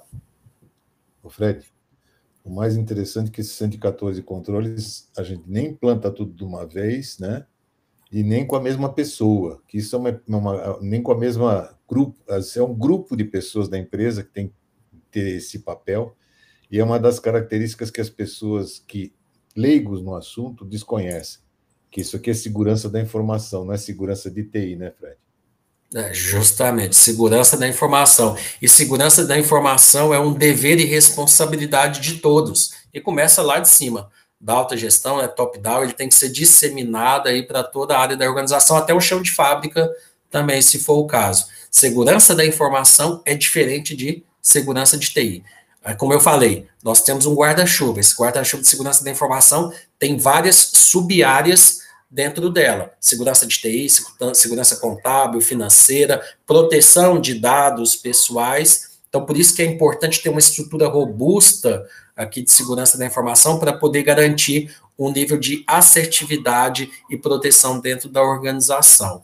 Então, a própria norma ISO 27001 nos traz essas orientações e diretrizes, né? A ISO 27001, ela é uma norma certificável, né? Então, se vocês tiverem a oportunidade de ler ela vai falar, você deve implementar uma política de segurança da informação, você deve ter controles de acesso lógico. Já a ISO 27002, ela vai te dar orientações, dicas, se eu fosse você, eu implementaria uma política de segurança da informação assim, assim, assim. tomando cuidado para isso, isso, isso. Então, a 27002, ela coloca o convém. Se eu fosse você, a 27001 não, ó, você deve ter uma política de criptografia. Você tem área de desenvolvimento seguro na sua empresa? Se não tem, então o A14 não vai se aplicar dentro do seu ambiente. O A14 tem 13 controles para ser implementados, né? Então, pode ser que alguns desses controles não serão rotina aí do ambiente de vocês. Agora, tem uma área de desenvolvimento seguro? Opa, eu tenho que ter uma política de desenvolvimento seguro. Então, quais são as boas práticas para desenvolvimento seguro? Então, desde o planejamento da minha nova aplicação, software, enfim, eu já tenho que pensar nos requisitos de segurança. E agora, falando em LGPD, aquele Privacy by Design, nós já temos que considerar também as preocupações relacionadas aos riscos com os titulares de dados, desde o momento do planejamento desse novo produto, software, aplicação, né? Isso quando eu falando só de software, tá? No A14, mas a gente sabe que o Privacy by Design é para qualquer produto, processo, desenho, enfim, que possa aí envolver o titular dos dados pessoais, tá? Então, falei bem rápido sobre a 27001, sobre a 27002, e nós temos também não sei qual que é o próximo slide. Tá, o próximo slide aqui, ele vai falar como está o cenário hoje em relação a empresas certificadas em ISO 27001. Então, uma forma de você demonstrar a boa-fé da sua organização em relação ao atendimento da legislação pode ser comprovada também com uma certificação norma ISO. Esse quadro aqui ele não é tão fiel, tá? Não é tão confiável também, porque por questões internas de empresas certificadoras, de órgãos certificadores, eles não repassam o número de uma forma bem assertiva, né? Mas o que a gente quer chamar a atenção aqui, que o Brasil está aí no ranking no ranking aí, posição de número 37, né, de empresas que possuem certificação ISO 27001. Com certeza o número é um pouco maior aqui, tá? Mas, infelizmente, tem outras organizações, outros países, bem menor que o nosso, como, por exemplo, Colômbia, temos aí também o Vietnã, que tem aí muito mais certificações, empresas certificadas, né, comprometidas em garantir um nível de proteção e segurança e respeitando também os seus clientes, fornecedores, acionistas, enfim. Mas a tendência aqui no Brasil, nós estamos acompanhando isso, eu, César, pegando aí alguns projetos de implementação de ISO 27001, 27701, estamos vendo um número aí absurdo de aumento pela procura de certificação. Por um lado, aí para nós é muito bom, né, que esse aumento. Então, as empresas estão começando a se preocupar a não só implementar boas práticas de segurança e proteção dentro das organizações, mas agora elas querem também ter um selo para demonstrar isso, não só para clientes, né, mas também para fornecedores, como eu falei, acionistas, né, é uma forma de demonstrar também respeito para quem confiou os dados ou as informações para dentro da organização. E agora, nesse slide, nós trouxemos aí a ISO 27701. E ela é uma norma muito nova, ela saiu aí para nós em 2019. O que é essa norma de ISO 27701? Ela veio nos trazer também, ela nasceu, na verdade, ela enxergou a necessidade de mercado em relação a legislações de privacidade no mundo. Então, tivemos aí, lá na União Europeia, em 2018, a nossa GDPR, e depois aqui, no Brasil, a LGPD, fora que todos os países já possuem, pelo menos 130 países já possuíam algum tipo de legislação de privacidade. A ISO entendeu essa necessidade de criar também um guia para orientar as empresas a se adequarem a essas legislações de privacidade, que muita gente achava que só de se implementar a ISO 27001 já conseguia satisfazer a todos os requisitos dessas legislações de privacidade, mas não é bem assim.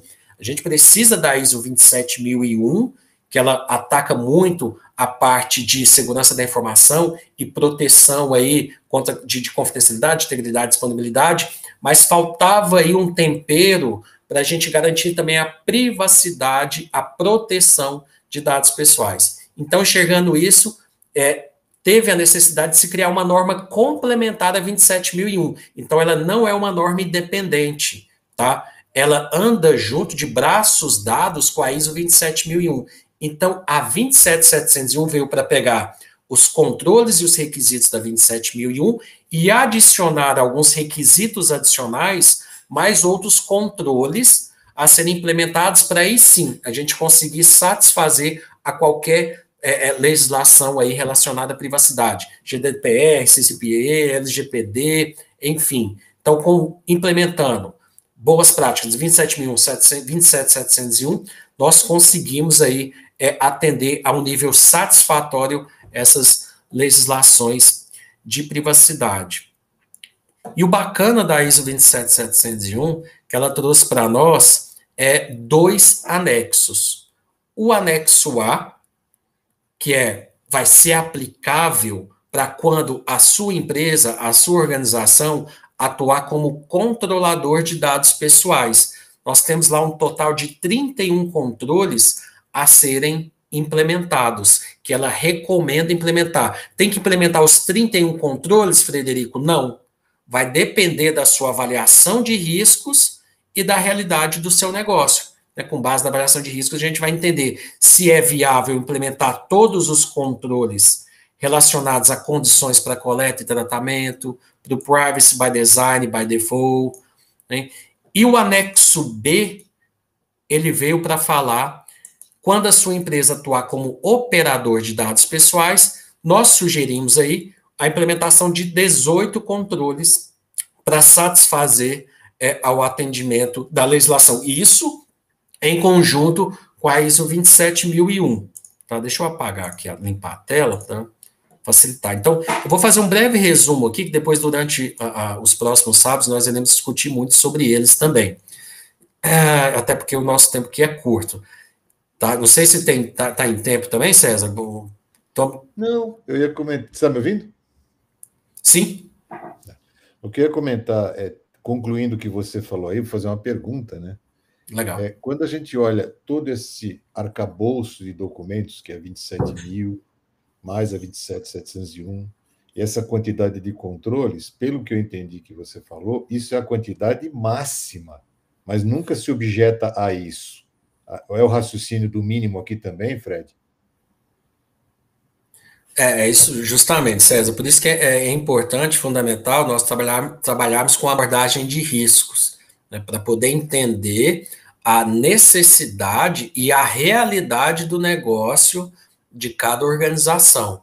Então, a gente consegue, com base nessa abordagem em riscos, identificar quais são os controles essenciais para serem empregados e implementados naquela organização em específico, né? Não que eu precise implementar os 114 controles da 27001, mais as diretrizes adicionais da 27701, mais o anexo A e B da 27701. Então, isso acaba engessando o negócio de qualquer organização. É raro, eu nunca vi, para te falar a verdade, alguma organização que já tenha implementado todos os controles, sem exceção. Não tem sentido, né? Porque não tem sentido. Não faz sentido, justamente. É questão de risco, né? As pessoas olham para isso como se estivesse olhando para o máximo. Olha, eu quero chegar ali. Não, você tem que chegar num ponto de conforto, onde o teu risco está contingenciado, né? Você controla o risco. Então, eu tenho uma série de coisas aqui que o Fred falou e a gente vai mostrar mais na frente, nos outros dias, que você avalia se aquilo é relevante para você ou impacta em você. Se não for relevante, não tem nada a ver com a tua empresa, tudo bem. Tem uma pergunta que passaram aqui agora, né? Se a empresa faz isso, mais aquilo, mais aquilo, mais aquilo, vai ter que ter mais controle. Se a empresa é mais simples, vai ter que ter menos controle.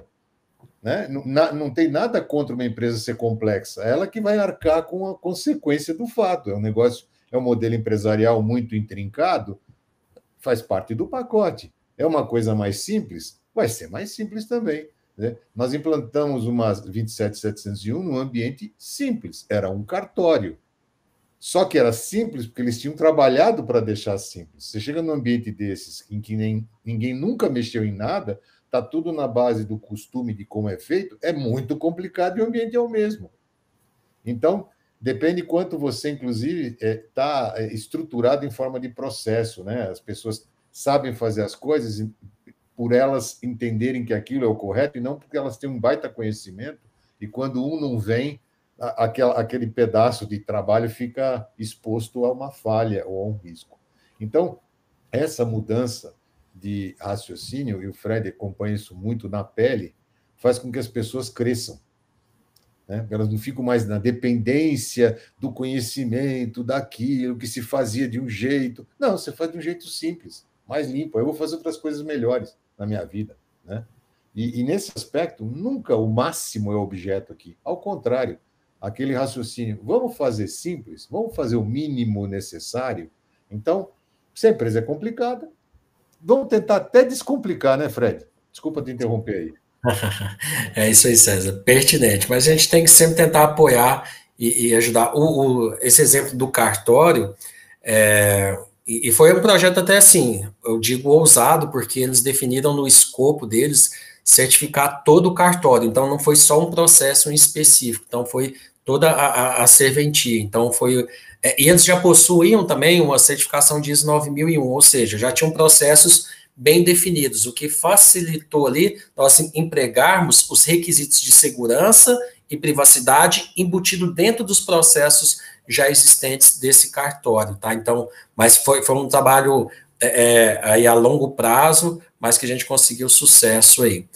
Nem tão longo, foi dentro, Fred, nem tão longo, foi dentro da perspectiva, porque dentro das as pessoas fazem longo, foi quanto, 9 meses? 9 meses para poder. Isso. Normalmente o filho nasce nesse período também e a gente não acha longo, né? De 9 a 12 meses, né? O correto, assim. Se você botar 12, é que as pessoas falam, eu queria estar certificado depois de amanhã. Nesse aspecto, não vai acontecer. E outra, é um esforço conjunto, né, Fred? Isso acontece nesse período porque as pessoas que estão lá estão conscientes disso.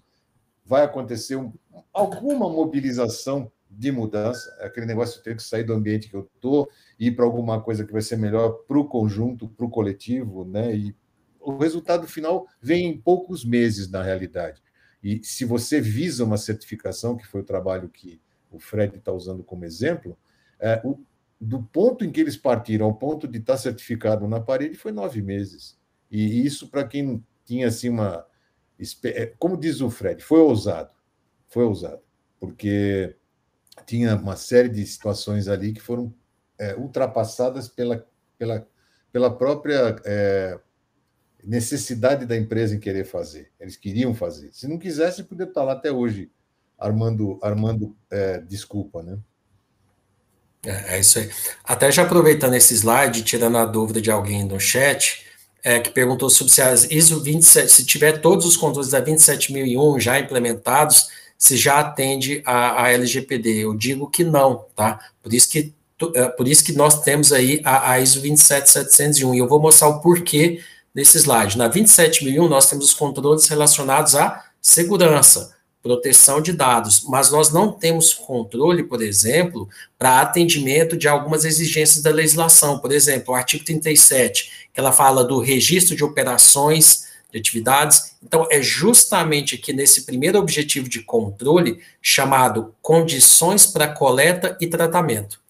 Toda atividade de tratamento de dados pessoais, elas precisam ser registradas, inventariadas, e ter também uma base legal para poder legitimar aquele tratamento de dados pessoais. Aqui também ela fala que deve ser realizada também uma avaliação de impacto de privacidade em determinados casos, mas claro, se atentando à legislação aplicável na jurisdição. Então, se você, a sua empresa lá na União Europeia, vai ter que seguir a GDPR. Se você está implementando a 27701 no Brasil, você vai ter que se atentar à LGPD. E a LGPD hoje, ela não especifica ao certo, né, quando que se deve realizar a avaliação de impacto. Hoje já está sendo discutida pela ANPD. Então, a implementação de 27001, 27701, ela é cíclica, ela é contínua, ela nunca acaba. É com base no PDCA. Então, nós temos a parte de planejamento, organização. Depois de tudo planejado e definido, vamos pegar esse pacote e jogar para a próxima etapa do PDCA, que é implementar, mão na massa. Implementou, vamos para a parte de checagem. Tudo que foi planejado, foi implementado conforme planejado? Se não, encontrou desvios, vamos para a última parte de melhoria contínua, que são as ações corretivas e melhoria contínua. Criamos uma roda, agora essa roda ela tem que ficar operacional, girando sempre. Teve uma atualização da NPD, pega essa atualização e joga para dentro do seu programa de privacidade, tá? Então, aqui só para a gente fechar o entendimento desse primeiro objetivo de controle, onde a gente fala muito do registro de atividades, de base legal, avaliação de impacto, contratos com os seus operadores. Depois nós temos um segundo objetivo de controle, que são as obrigações para os titulares. Então, qual que é o plano, o procedimento para atendimento aos titulares? Qual que é o prazo legal que eu tenho para responder? Como vai ser a forma de resposta? Quem que é o responsável? Qual que é o meu canal de contato? É por e-mail, por telefone, por WhatsApp? Tudo isso documentado. Documentou, criou seu procedimento, agora tem que ser implementado esse procedimento. Ele tem que ser seguido dentro da organização. Lembra que eu falei no início do princípio de prestação de contas? Vocês precisam demonstrar, em caso de uma auditoria futura por parte de ANPD, quais são aí as ações, os controles que vocês implementaram. A ANPD precisa enxergar a boa-fé da empresa de vocês em relação a essa implementação de controles. O terceiro objetivo de controle que a 27701 trabalha é na parte do Privacy by Design e by Default. Né? Então, antes de iniciar qualquer projeto, processo, produto, serviço, aplicação, eu tenho que pensar em privacidade daquele titular. Eu tenho que garantir, né, a proteção dos direitos fundamentais e liberdades desse titular. Então, quais serão os dados que serão coletados nesse novo projeto, que serão envolvidos, tratados, se existe controles de segurança para garantir uma proteção adequada, se eu vou ter trilhas de auditoria, como vai ser a parte de proteção, de controles de acesso, enfim. Então, pensar em segurança e proteção de dados em todos os pontos do projeto, desde a parte de desenho, concepção, né, desenho, depois aquisição, desenvolvimento, teste, coloca em produção, enfim, até o momento de descontinuidade daquilo que vocês criaram. Então, a gente tem que pensar em toda essa parte. E, por fim, ele tem um último objetivo de controle, que ele fala em relação a compartilhamento, transferência internacional de dados, que a legislação fala, e também a divulgação de dados pessoais.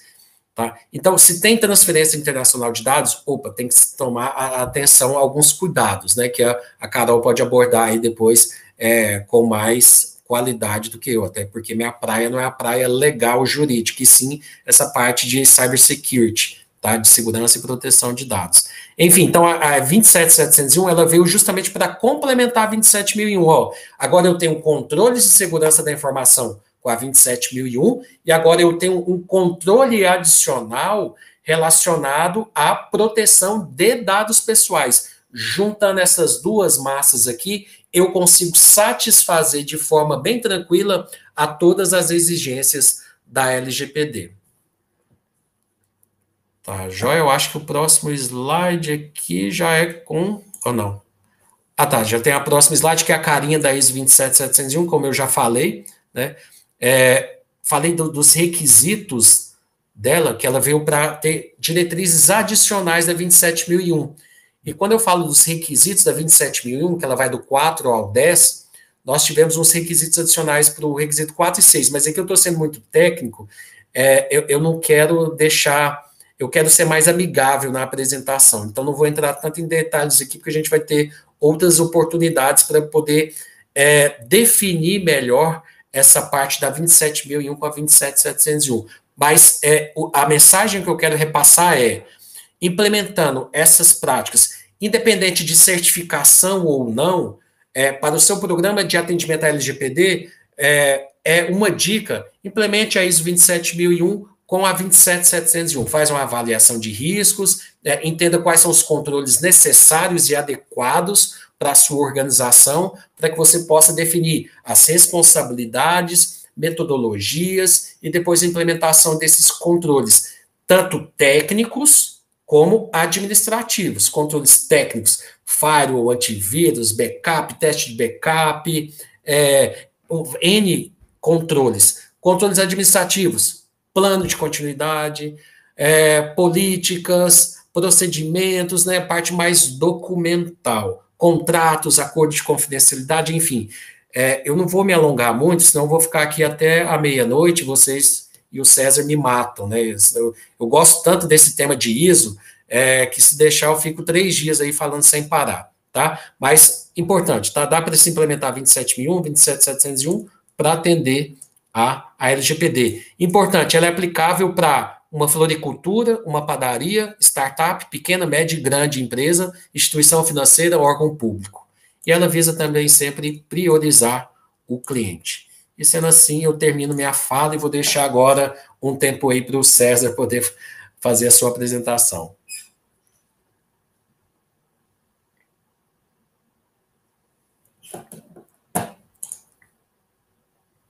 Não sei se o César está aqui conosco.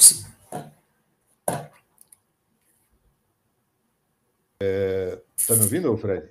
Agora sim. Tá, eu estou, mas não quero falar nada aqui, não. O negócio é o seguinte, né? Tem uma série de circunstâncias durante a tua apresentação que mostra o quanto é interessante você ter alguém que te aconselhe, seja por um lado ou por um outro. Tem uma pergunta aqui, né, sobre atendimento de área de saúde.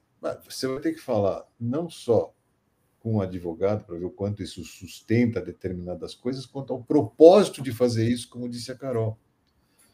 Se você fizer uma coisa com algum propósito, uma pergunta que eu aprendi a fazer, e não fui eu que inventei, e eu aprendi com advogado, é o seguinte: é simples, é bem simples. Quando alguém te perguntar alguma coisa, por mais exótico que seja, por mais diferente que pareça para o seu credo, o que você acha que deve ser feito, você não tem que achar nada como orientador de alguma coisa, porque você frustra a inovação.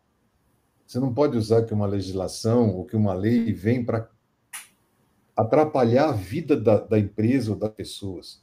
Ao contrário, ela só vem para estruturar o bom senso e a forma como você mostra a transparência das coisas que você faz. E isso, como resultado, passa confiança.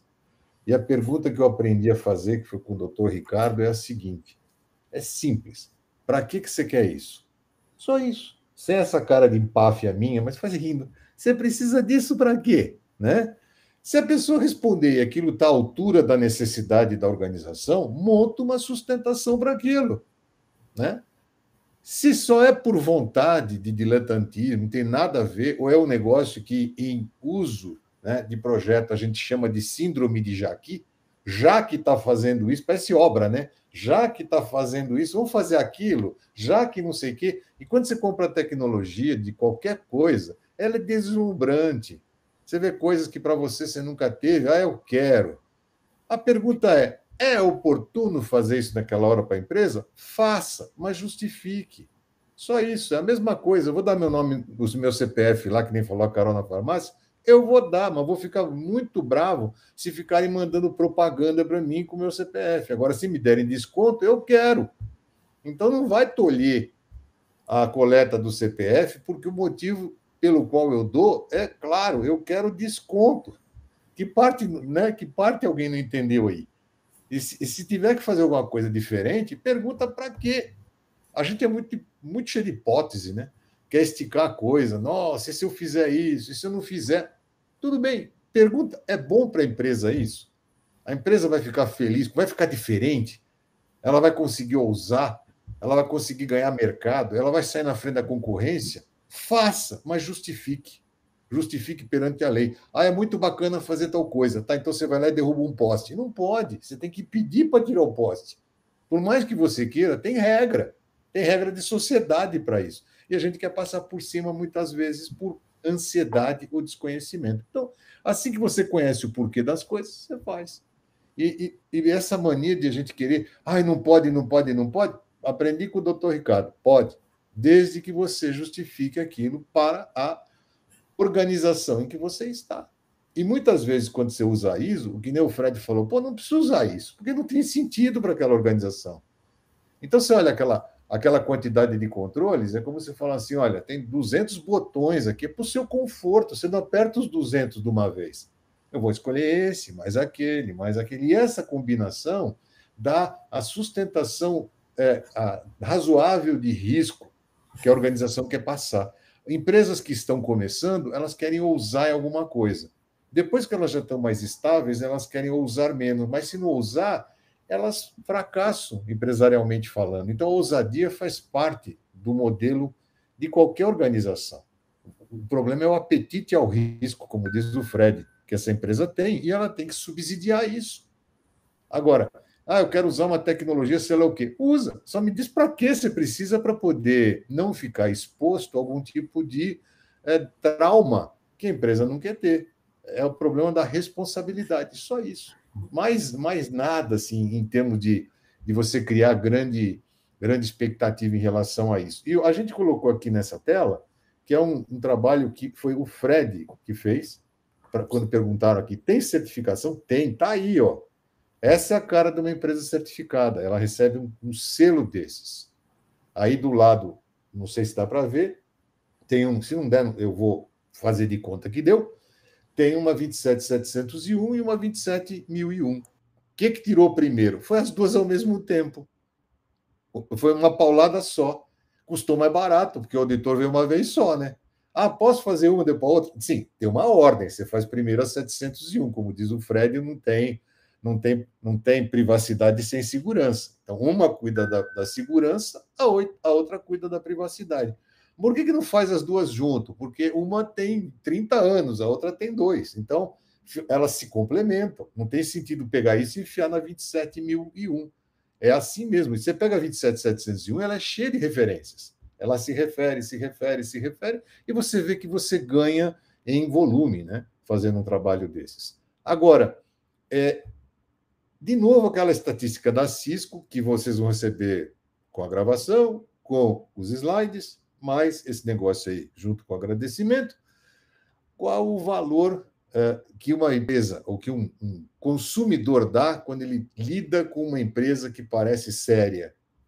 E pode-se incluir isso na pergunta da Cisco, se existe algum tipo de privacidade nessa organização. Você valoriza isso? Pela pesquisa com 2.549 entidades ou pessoas, 82% valoriza. Eu valorizo, né?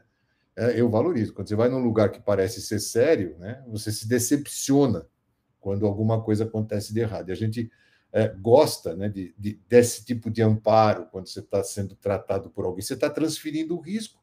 Né? Você chega, dá para fazer isso para mim? É porque você não quer fazer. Né? Então, eu quero que seja feito para mim. Então, eu quero confiar na empresa. É ruim quando você chega desconfiando. Né? Você não sabe se... E isso não traz negócio. Então, a grande sacada aqui é a gente conseguir passar confiança. Esse é o objetivo. Esse modelo foi criado lá na legislação europeia depois de muito tempo matutando como é que 25 países vão confiar um no outro. De uma certa forma, já existia um grande tratado disso, como a Carol falou lá no começo, tinha toda uma história, todo um aumento de consciência dos países. E por que tanto na Europa? Porque eles sofreram 2 guerras na pele, né, direto. E aquela briga de fronteira, e tiveram muro, e tiveram não sei quem. Como é que faz negócio quando os caras querem virar uma grande comunidade? Dá para fazer? Dá, mas tem que estabelecer regras mínimas. Senão, no capitalismo selvagem, um come o outro. Então, essas regras mínimas deste ideário é levar para o lado da confiança. Vamos confiar um no outro? Quando essa legislação entrou no Brasil, entrou meio de supetão, como disse a Carol, até porque, se não fizesse, eles não iam confiar na gente. Virou levantar a barra, né? E é interessante que quem criou todo esse conceito de fazer o mínimo, etc. e tal, na legislação, foi uma canadense, que teve aqui no Brasil, inclusive, recentemente, que ela advoga isso, né? Faz o mínimo. faz aquilo que parece coerente para boa relação entre os indivíduos. É o que tem por trás disso. Então, quando você chega para qualquer indivíduo e fala, você se sentiu bem, né, com a compra, você compraria novamente, isso faz parte do pacote.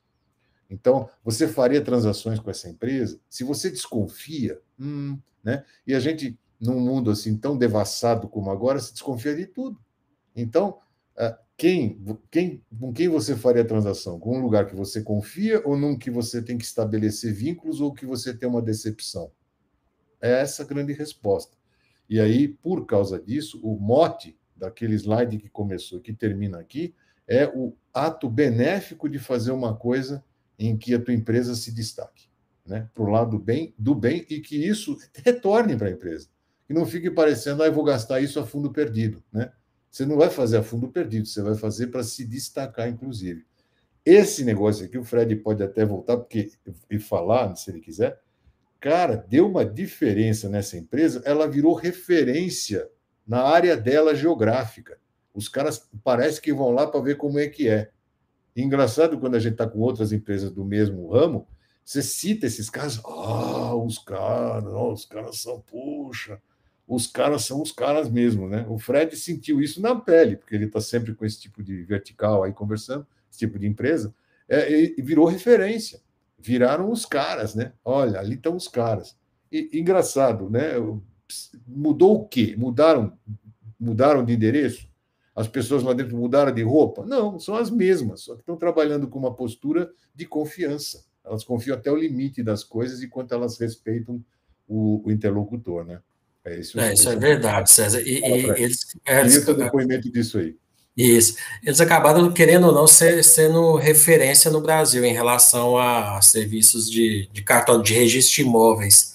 Tá? Então, eles recebem contatos, vou falar diário, mas constantes aí de comitês, pessoas que estão aí no grupo de trabalho de implementação, de adequação da LGPD, sempre entram em contato com eles para entender quais foram os benefícios, quais foram os esforços, né? E se realmente recomendam ou não fazer essa implementação. Inclusive, nós conseguimos até outros clientes por recomendação desse cartório, né? Então, sinal que nós fizemos um bom trabalho, que foi bem recebido por eles, e estão conduzindo super bem lá, e eu acho que só sucesso mesmo. E mantendo, né, Fred? Mantendo, melhoria contínua, mantendo.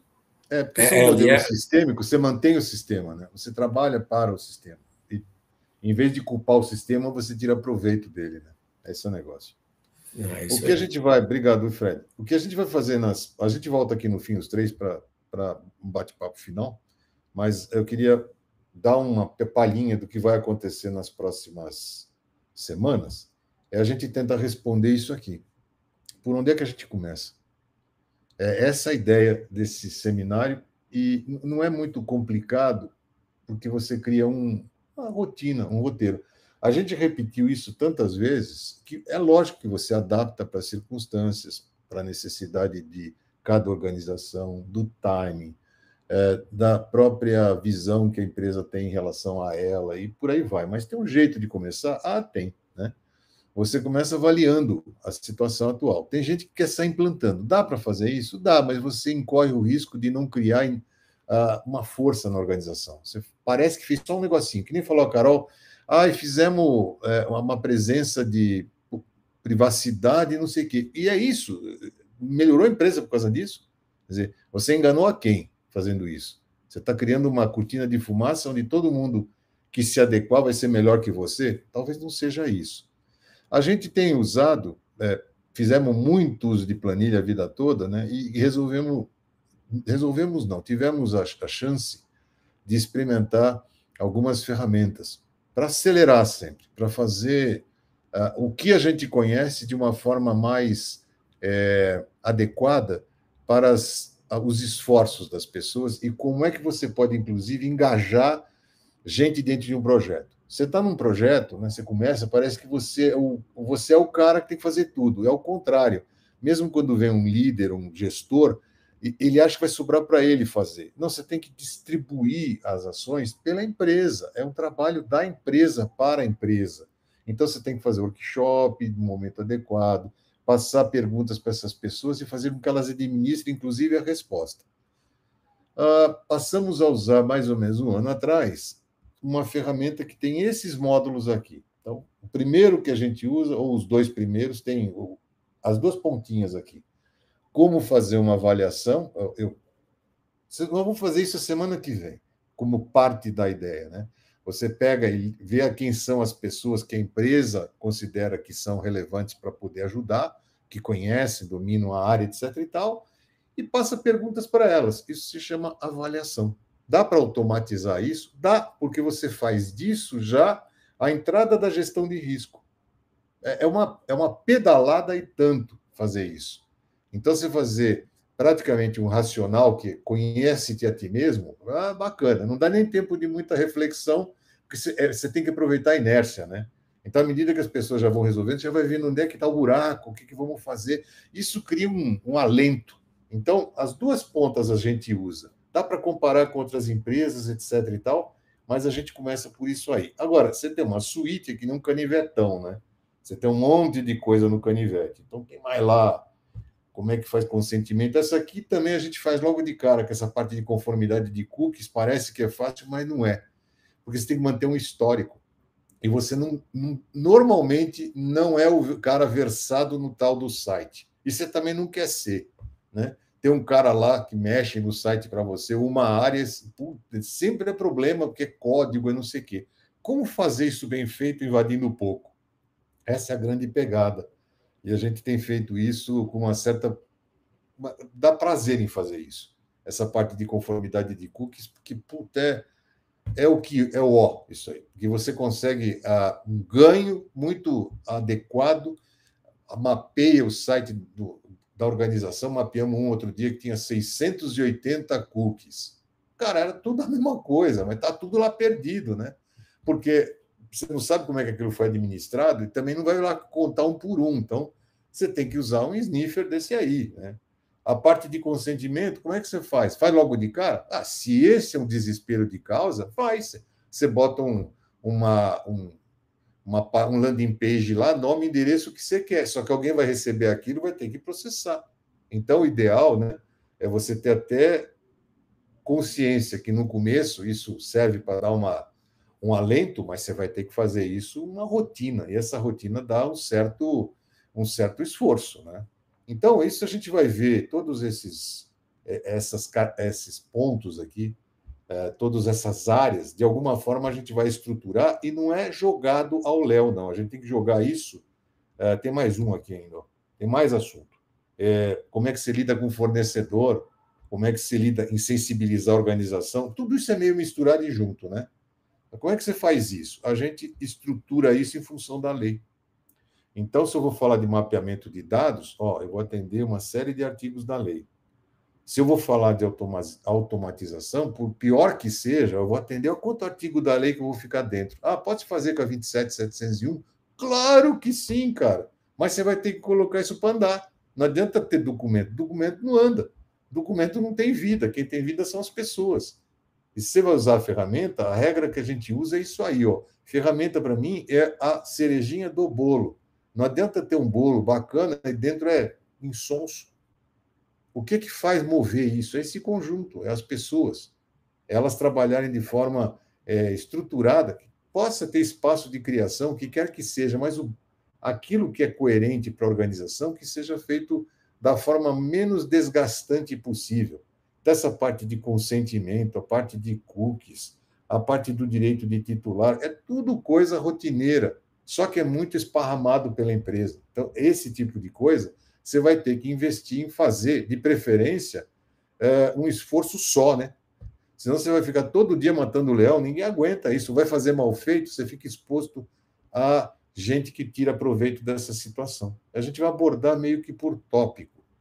E esses tópicos, a gente sempre vai falar, olha, fazendo isso, atende na lei. Fazendo tal coisa, atende na lei. Mas como é que vocês vão fazer isso? Ora, eu não sou de inventar muito a roda, né, pelo modelo de trabalho que a gente faz. A gente trabalha, às vezes, metendo o pé na jaca, mas com alguma teoria por trás, né? E a teoria que a gente vai usar nesse modelo aqui é um livro de um cara chamado John Kiriazoglu. Você precisa treinar para falar o nome dele, mas ele é um autor nessa área com bastante lastro. Ele tem uns 10 livros sobre esse assunto de privacidade e gestão de organizações. E o Exim escolheu um desses livros, um pedaço, para colocar dentro de um dos cursos, e ele tem uma certa lógica. Eu poderia fazer isso com qualquer outro modelo, só que esse aqui fica bem aderente a essa proposta. Eu poderia fazer com COBIT? Sim, mas eu teria que criar um motivo. Esse aqui já está meio que engatado. E ele é simples. Em vez de eu pegar 300 páginas, eu vou pegar e tentar trabalhar com 30 páginas desse livro. É o que eu vou fazer, nós vamos fazer, o Fred, eu e a Carol, e nos próximos sábados, numa sequência, proposta numa lógica. Primeiro, como é que você prepara, né, o ambiente? Se você não preparar o ambiente, você já entra organizando sem preparar, você perde a inércia, você perde o momento, né? Como é que você faz para criar um projeto? Você vê que o projeto praticamente é a fase 3. Então, entre a fase 1 e a fase 2, a gente vai ter uma semana, outra, mas isso tem que ser relativamente rápido na empresa. Você não fica, né, batendo, mas também não dá para chegar na fase 4. Vou fazer governança do quê? Não implantei nada. E depois que eu fiz, eu tenho que manter o momento acontecendo, que é a última coisa. Como é que você faz para aquilo que você plantou continuar funcionando? Essa a sequência proposta. Então, cada semana, a gente vai fazer um crescendo de implantação. A proposta desse negócio que a gente fez é como é que implanta.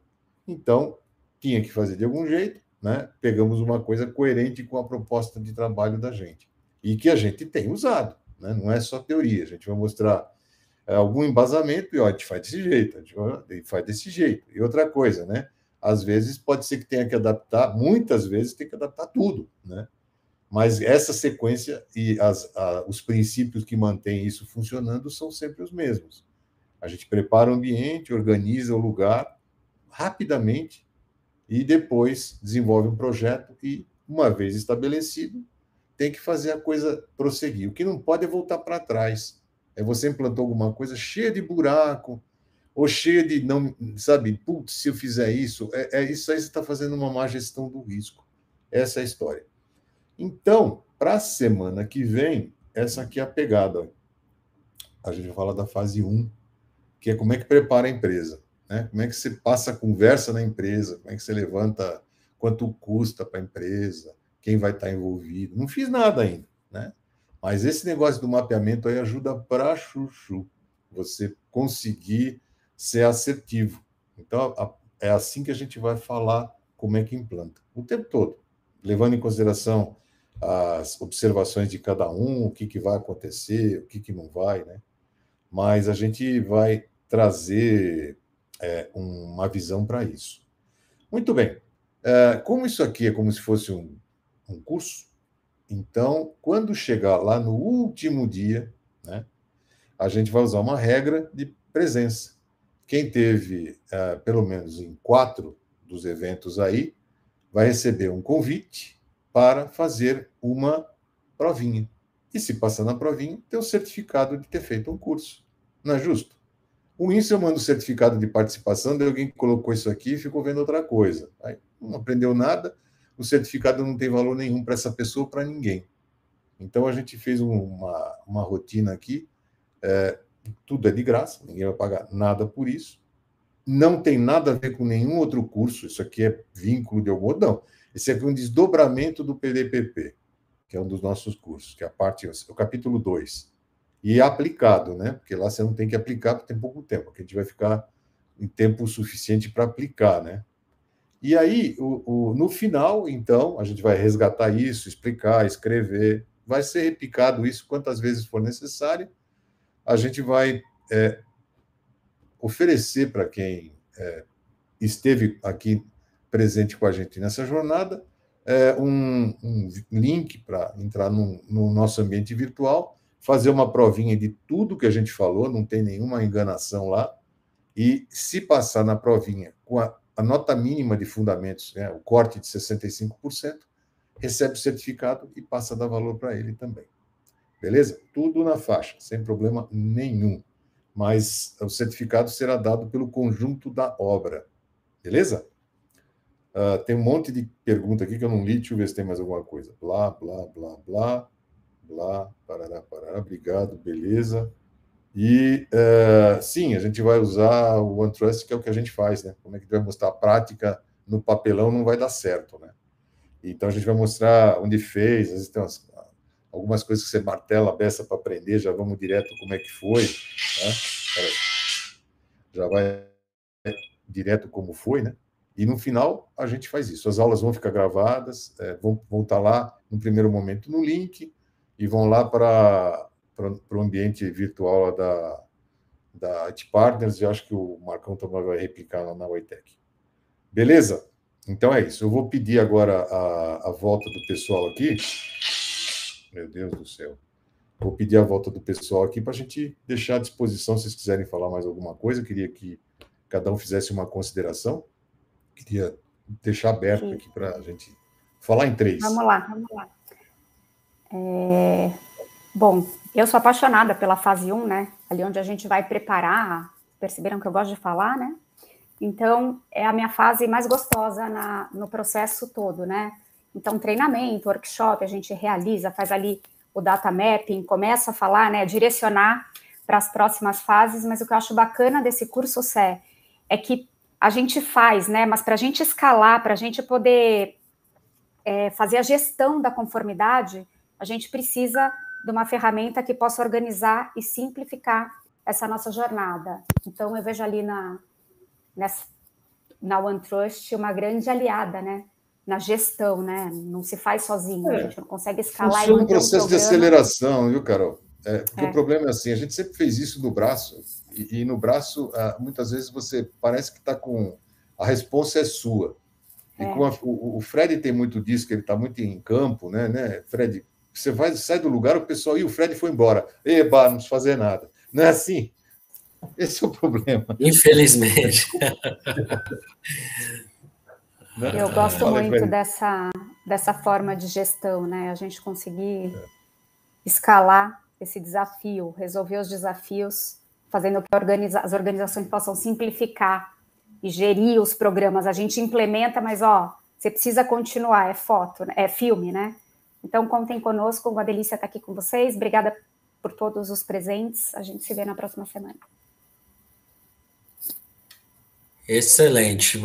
Primeiramente, César, obrigado pelo convite, por Carol também, por poder fazer parte desse desafio nosso. Eu só tenho a agradecer, espero contribuir com vocês aqui, também com os participantes, poder repassar aí o máximo de conteúdo, de conhecimento em relação às normas ISO, e que bom que nós temos essa ferramenta da OneTrust para poder nos apoiar e facilitar, deixar mais amigável a apresentação, até para o pessoal aí, para o público, né, para a audiência, entender como que é na prática a implementação, né, de um programa de LGPD, criação de... Aí ele vai começar a entender como estruturar realmente, de fato, um programa de privacidade. Então, muita gente só tem a teoria, né, o que é dado pessoal, o que é LGPD, o que é um IPD, como que é a cara do mapeamento. Aqui não, aqui a gente vai tentar fazer de uma forma prática para atrair a atenção de vocês e facilitar a compreensão que vocês possam aplicar